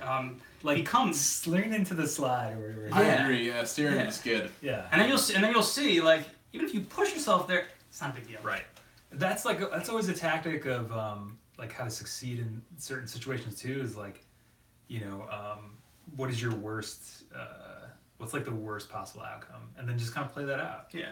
It's like, oh my god, I have a fear of being awkward. Like, well then be as fucking awkward as you can. Yeah, imagine. just like instead of trying to pull away from that, just push yourself into it. Right? Why are you trying to like that's who you are. You're not awkward. Even if you are, awkward people are cool. Yeah. And the thing is, like we were saying before, true. I think awkward people are cool, man. There's nothing. It's like I don't think awkward is a bad thing. It's not even a thing. I feel. Like, it's like you're right. Maybe it's bad to even say it's a thing. I don't know. I feel like 99% of what people say is awkward is actually just being funny and interesting and charming. Well, exactly. And then the 1% is like people being genuinely uncomfortable towards others, which is different in my opinion. Because like when I think that someone's like awkward, when I think of that kind of character trait, I think of somebody who has like a weird hobby or like an Right. interest. Something I want Sure. to learn more about that though. Right. Like, Yeah. oh yeah, I do this awkward thing where I like I don't know, paint, Fabergé eggs. Like that's not awkward. That's cool. Yeah, Like, that's just like a hobby. It's just a unique hobby, honestly. Yeah.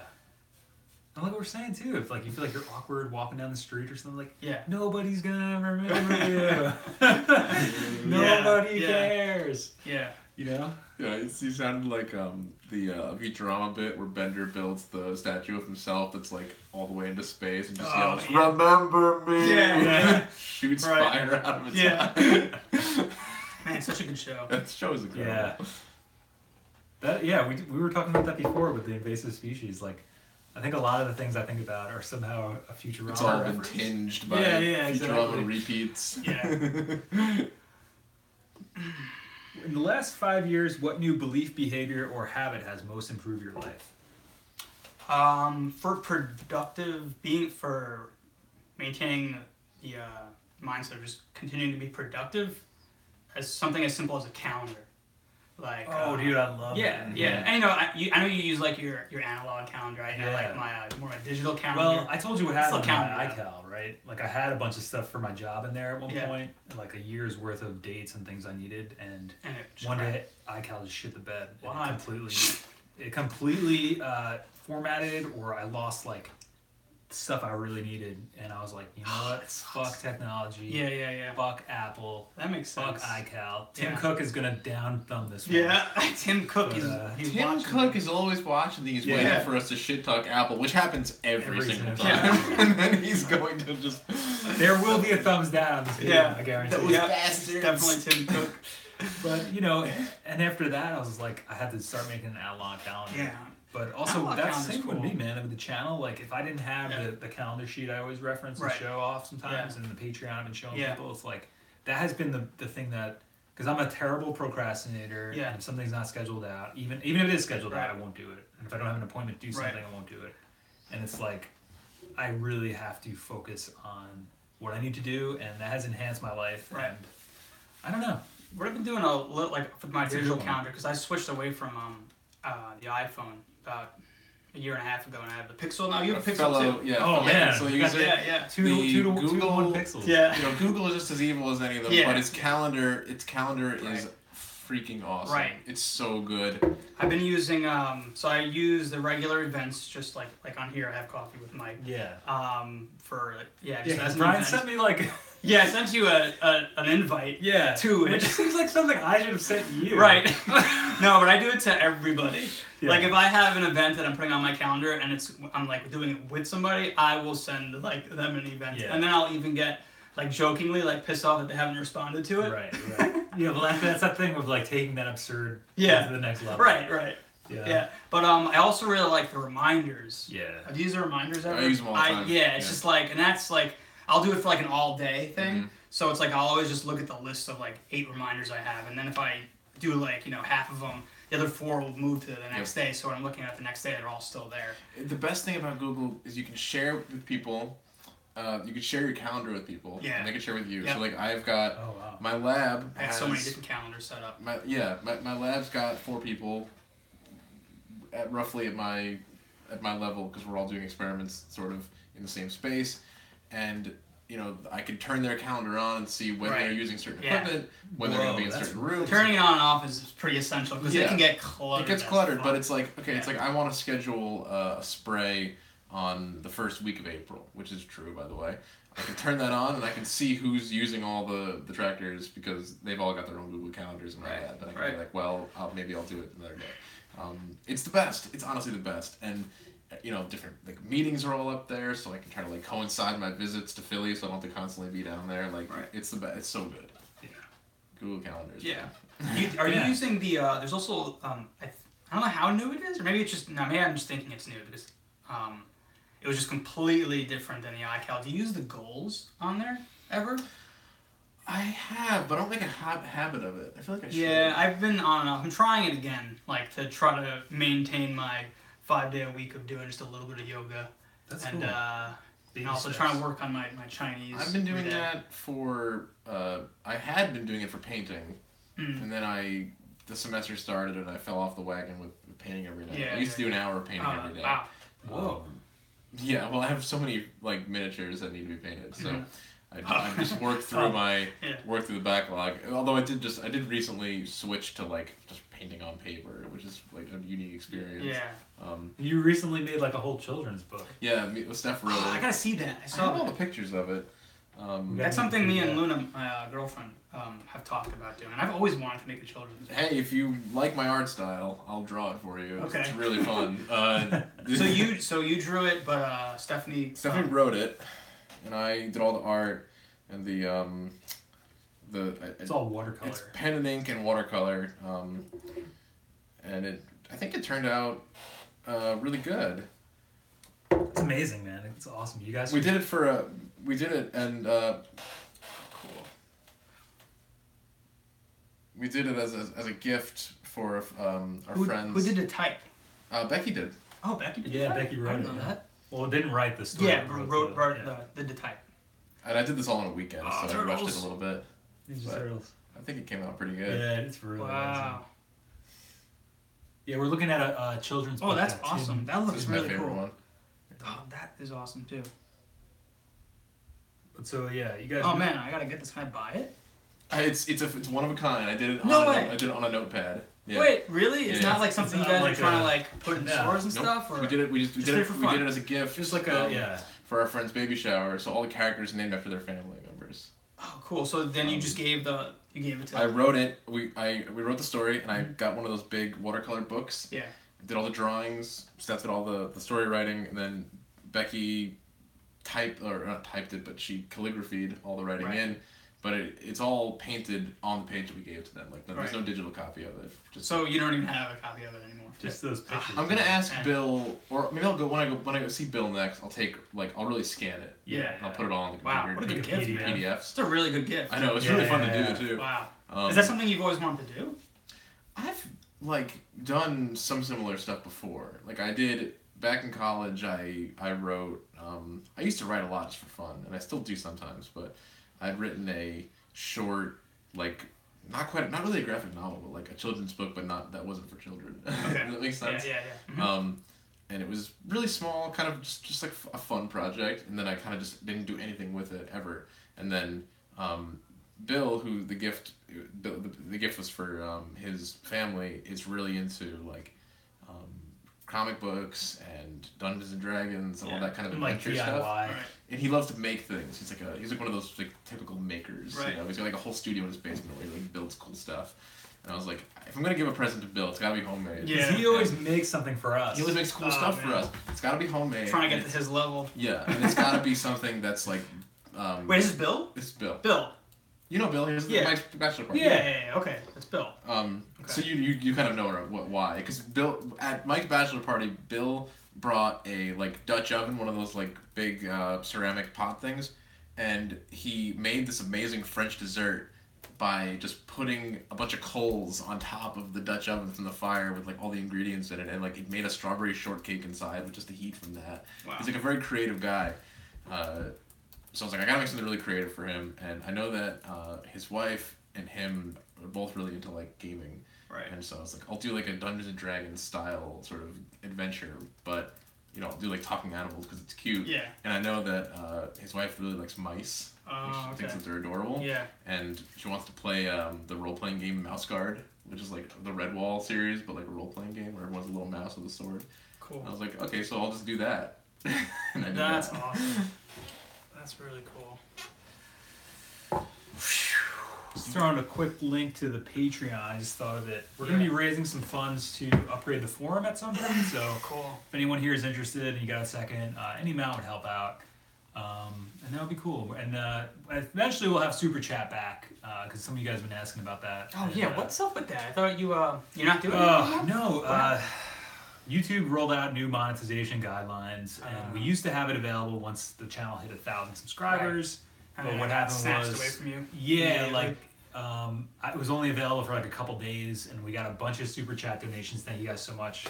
Because at some point we're going on like a 424 recording road trip to Chicago, and we were thinking about going to Nashville at some point. So like, we had some stuff coming in. Everybody was being super generous and helpful with that, and some people have been asking how they can donate to the channel. So if Patreon's there, there's a PayPal, but it's just like it's just been crazy. Like just trying to, because like the super chat disappeared, so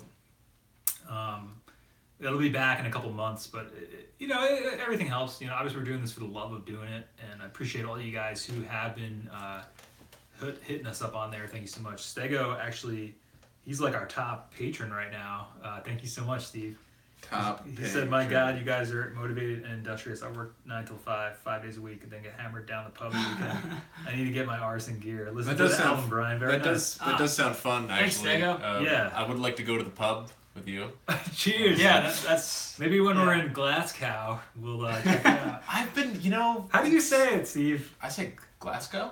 Yeah, Glasgow. Is it Glasgow? Well, Stego's from, I think he was in Scotland, or he's from Scotland, and he had put Glasgow in the chat, and I was like, Glasgow, and I pronounce it like way wrong. Glasgow. Glasgow. With Glasgow. Z's. Oh, I cool. said like glass cow, Yeah. and he was like laughing in the chat. Glasgow. Glasgow. Classic Glasgow. American like butchering of other people's. Yeah, whatever. Yeah, whatever. I'm going to Glasgow. I'm walking here.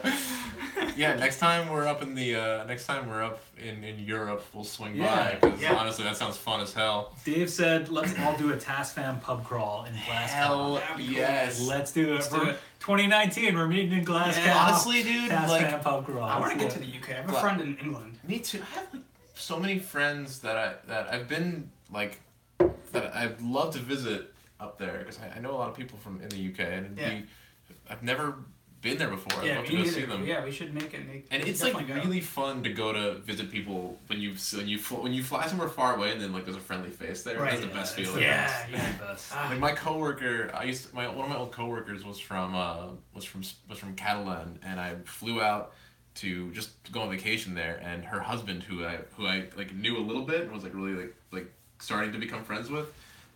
He lives there he lived there full time in Barcelona, and he had just gone back to Barcelona like the week before I went. So I was like, Roger, I'm gonna come to Barcelona and we're gonna go drinking. And he was like, yes. And it was the best because like I knew I could just turn my brain off. I was like, take me to all the good places, show me everything that you know, like because you live here. That's the best. When you go to a new place and you know a local. Yeah, that's like the best. It's fun to be that local too. Like I love when people come to New Paltz and I can show them all the Yeah. That's always a good feeling too. Joel said, "I'll put you guys up. Feel free." He's in the UK. Oh, hell yeah. Definitely. Matt? I want to go to Warhammer World in Nottingham, so wherever we go in the UK, I'm gonna hop a train to Nottingham. I'm gonna play some Warhammer. Games Workshop 40K. Yeah, boys. I'm gonna play some Warhammer 40K. I'm gonna get my ass kicked by like a 14-year-old. Yeah, Joel, whenever you want to come to the States, come through, my friend. Yeah, man. Couch is always up for grabs. He lives in Derby, UK. Derby. Oh, Derby. See, I already butchered that one too. Derby's cool, apparently. I have actually 30 minutes away from Nottingham. Hell yeah, dude! Oh my god. Wait, is Derby close to shit? What am I thinking of? It'll come to me in a second. Really quick, Brian, have you heard of the band Hammock? Matt wants to. Sounds familiar. Like I We've might been have bumping just. it in the chat. Oh yeah. I thought I saw that earlier. Hammock music. I had definitely never heard them. I feel like I've stumbled upon the name, but I definitely never gave them a listen. Okay. They're we'll have to check them out, Matt. So Brian has not heard of Hammock. I don't think anybody. Have you heard of Hammock? No. We'll check that out, Matt. Sounds interesting. I love getting new recommendations. Yeah. That's the best thing about one of the best things about the channel is everybody bringing, like, I've been hearing about so many new things and so many new ideas and recording techniques. It's like stuff I would have never considered, music I probably wouldn't have come across or taken a while to come across. Like, so keep them coming, guys. Appreciate all that. And what was I going to say? There was something funny cafes. The last time we were saying that Tim Cook makes $60K an hour. Yes. $60,000 an hour. And Cafe said before, the time it takes Tim Cook to download the video, he's already earned 10 grand. That bastard. It's horrible. That amount of money is basically like poison, and you shouldn't be allowed to have it. I think Tim Cook should have some kind of modern system where he lets, like, the three of us run Apple for an hour each, you know? Like, just have like some kind of revolving door. Right. Yeah, I don't consider myself a genius. No. But I know that I can run Apple better than him because I saw that. Hashtag humble brag. You know, like, so Steve Jobs, who was also ridiculous in a lot of ways, but he understood design, and there was one thing that happened recently that Steve Jobs, probably rolled over in his grave when he saw that Apple made a mouse, a rechargeable mouse, and it's a wireless for your computer. Mm-hmm. And it doesn't take batteries because batteries are for plebeians. It has to be charged by the special lightning charger that the iPhone uses. Yes. No, only proprietary chargers. Can't even use a USB-C. Nope. So they built this mouse, and this was after Steve Jobs died. The mouse, of course, you need to plug it in to charge it. Rather than put the plug in the front of the mouse so it could just become a wired mouse while it charges, the plug was perpendicular to the bottom. So when you're charging it, you can't use it at all. Oh yeah, it's like this, right? Yeah. Yeah. I'm like, what the hell is wrong with these people? If Steve Jobs saw that, he would vomit everywhere. Yeah, that would have probably never even been like Nobody would have dared propose that. I wouldn't be surprised if just a little bit of, in his grave, a little bit of vomit just started like, just coming like volcanoing out of his mouth. No, of course. And wherever it's like a design thing, you know. It's like it's just lazy. It's like, well, people are just gonna buy it anyway, right? Yeah, I mean that's the thing with Apple is like once you have a brand like that, it's like people there's people, scores of rich people who probably just got that as like a stocking stuffer, you know. It's like just another thing like they got. It's like a $90 mouse. Probably still in a fucking box, like insane in their junk drawer in their fucking palace somewhere. None of those are any good anyway. Like all those Apple wireless mouses were horrible. I like my MacBook. Like I'm not going to complain about it. But my old job used to have all Macs, and they had these wireless Mac mouses, and I always switched them out for the crappy Amazon ones because I like having a real wheel. Yeah. And I hate how the button was just one button, and sometimes your finger would be a little bit over to one side, and you were trying to right click, and it would just normal click. It's a really dumb thing to be mad about, but it was like a $60 mouse, and it should have a real wheel. The Apple mouse game has always been because they had the whole thing where they didn't want to have right click, and you got to control click, and to separate it from being a PC to Mac. One thing I got to say along the lines of best investment under $100. Actually, you got this for me when I didn't have Amazon Prime. This is an Amazon Basics mouse. It hooks up via USB, wireless USB. It's like $20 or something. Yeah, they're really cheap. Amazing piece of gear, amazing piece of kit. You could probably get one cheaper, but they're cheaper now. I fucking love this thing. Amazon Basics. $15. Yeah, maybe it was $15, but it just has like a little USB thing that goes in the slot, and it's completely wireless, and it's awesome. Like one thing I gotta say too is like a power tip for recording or Final Cut Pro, Logic. It really helps to have a real mouse. Like if you have a trackpad, because I've met people who never use like a real mouse when they're doing that stuff, and I'm like, really? dude, oh man, I should invest in one because like you don't get the same control at all. What? You don't have it? No. I'm really fine with the trackpad. Really? Yeah. Oh, dude, this is way better. Though. I use like a lot of quick commands, like a lot of the letters and even just I don't know. Just like I have like certain swipes set up too. Sometimes I'm using two screens going back and forth. So like different desktops. But like I use a lot of the quick commands like R and V and spacebar and return and backspace. I do like the gestures of the Mac trackpad, like the swipes. Yeah, the swipes. And the different like finger swipes you can do are all really cool. But when granted I don't do much editing, but I need to have that mouse so I can get the little tiny detail on that. And I think I know what you mean. When I'm selecting parts of a track or like parts of a video or whatever, like I need to have a mouse there. I don't know why, but like. Sometimes I do get a little frustrated with that, so maybe I'll give it a try. 95% of the time, though, everyday use, I don't use it. Yeah, everyday use, but I mean, why is it so much better than a trackpad? Why do you have that? Why do you have more control with it? I don't know. I just find that when I'm using this, it's like more of it's almost like the difference between using your finger and using like a pencil. Like try to play like a first-person shooter on a with a trackpad versus with a mouse. Well, your aim is always better on a mouse, and it's because you have more control with your whole hand. Yeah, I don't know. For some reason, I think I see. I mean, it's just faster for me too. Like it's more sensitive. Like a trackpad versus a mouse. Yeah, you have like a better like hit detection or something. this is I mean, it's incredibly like wonky. I'm sure that like the actual data is like it's probably not statistically significant, but it's close. It's like enough that I can tell the difference. So it's like Yeah. not that I'm any good at games anyway. I'm like one of the people who loves games but is horrible at all of them. Oh, That's not true. Come on, it's dude. not. Are you kidding me? When have I ever beaten you at anything? Any board game? You're not good at board games either? I love board games, but I suck at them. Well, Like, what's your analogy of like our gaming habits? Is like you're like, yeah, I'm like the Steve Jobs of board games, and you're like the Michael Jordan or something. No. Like, so Michael Jordan didn't invent basketball, but he But he's would amazing, destroy right? the guy that did invent basketball Right. in a one-on-one, even though the guy invented basketball. So I like to make games. I design games, and I get beaten in the games that I design against people who are at best amateurs. Yeah. So I am just Right. not good at them, and that's Yeah. my. Tim's I good at accept game that. design, but not. Right. Not playing. I'm great at game design. I'm not horrible at playing, but I'm thoroughly mediocre. Like it's completely middle of the pack. Nothing special at all. I get beaten by noobs constantly at games that I've made, so it's a problem.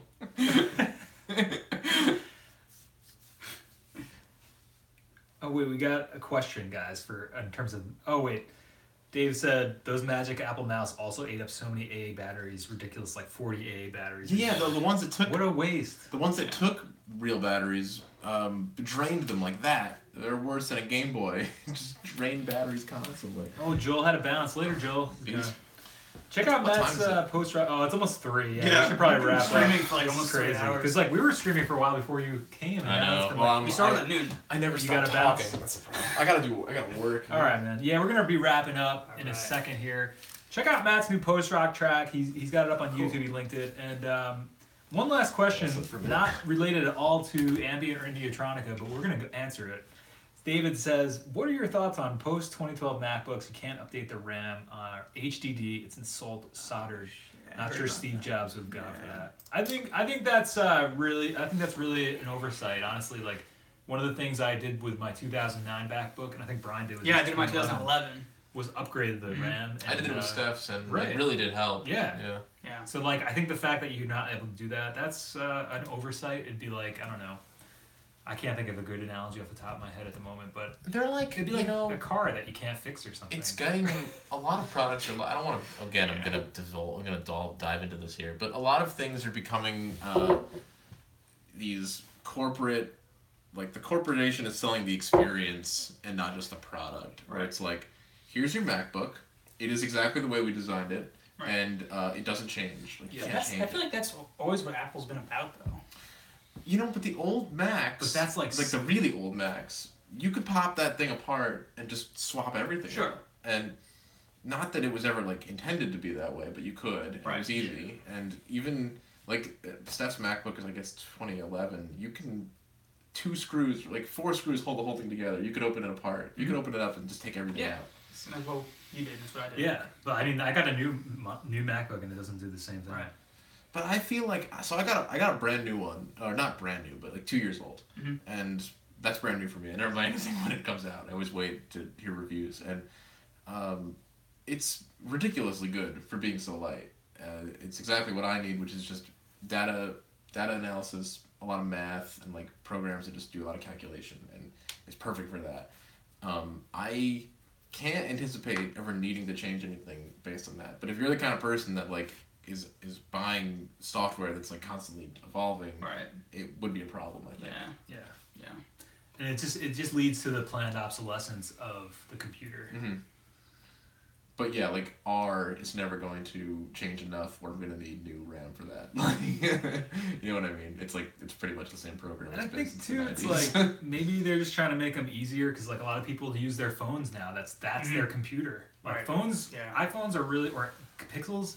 They're not phones. They're computers. Yeah. They're pocket computers. Right. So like maybe that's what it is. I mean, people are upgrading their phones or their pocket computers all the time. But I think it is just like an oversight. Dave said he got his Mac Mini for 100 last year. Updated 16 gigabytes. It's super fast, amazing. But his 2015 only has 8, and it'll stay that way forever. Yeah. So kind of crappy, but well, guys, any final thoughts here? I think we're gonna be wrapping up. We've been going hard. I think we've been doing almost like 3 hours right now. Is this the longest This stream is, you've done? I know it's up there. I think this is one of the longest ones. Yeah. Me and Jay did like a super marathon one, but this is great because it gets the watch time up for us on the channel. Because that's one of the things YouTube changed, and also, I mean, also just fun hanging out with you guys. I mean, we talked about the same things we would have if there were no cameras. Yeah, that's what Brian and I were saying when we first got here. We were like, we should have started the stream. Right, like it's like immediately as soon as you walk in, we're already talking that's about what like that's what we're electronic. doing here. Yeah, but Talking about gear and let's bring it back to Yellow Rainbow. We like this because I titled this stream Ambient Indietronica Q&A, and somehow we got to talking about our Queen Ants and MacBooks. Yeah, This is always what happens. okay, yeah, it's okay. It's a live stream. Can't be so. it's a live stream. It's a hangout. Yeah. It's a way how to like get wanted to Brian. Brian, Brian put this out last week. He's looking for ways to promote his album. Yeah. Check it out. Really good. Yellow Rainbow. Thank you, Matt, for bumping the comments and moderating the chat, throwing up all the links and stuff. Appreciate you, dude. Thanks to Will, everybody came out. Joel, UK guys, Vlad, Jarek were here from Ukraine and Moscow. All you guys coming through. David, so good to see you guys. Stego from Glasgow. Who we got a lot of people coming through the chat. So guys, thank you so much for joining us today. We've got our boy from Derby over here. Pop on down to the Warhammer world. Yeah. Just buy me some miniatures. buy Tim some miniatures from 40K Lands. Brian, Matt is screaming at us. Says, Brian, check out Hammock Album Mysterium. You'll love it. Okay, So, cool, man. Brian's gonna check that out. Thank you, Matt. Yeah. Check it out too. Matt, seriously. perfect attendance as always. And guys, thank you so much. The album again is Somewhere There's Home. Yeah. Yellow Rainbow. Check it out. It is on Spotify already. I feel It's like fantastic. I was go telling to Brian- Bandcamp. we're like it's like David Letterman, yeah. And the album is Yellow Rainbow. And he throws it on the thing, Everyone check under your seats. Yeah, Who went to your check house. under your seats right now. Everybody got a free copy of Yellow Rainbow. Yeah. Thanks so much for having me on the channel, Mike. Yeah, Brian, thank you so much for having coffee with me today. Tim, thank you so much for coming through. Yeah. Thanks, Tim. Thanks, guys. And guys, this has been a production of 44recording.com. We got Tim here, we got Brian. This has been another Coffee with Mike. If you want to check out more live streams, we go live every Tuesday and Wednesday, 8 p.m. And yeah, thanks for hanging with us today. Peace. Do something you want to do today. And smash that like button if you like this, nerds. Smash Don't forget to that subscribe, like. right? Smash that. Peace. Wait, peace.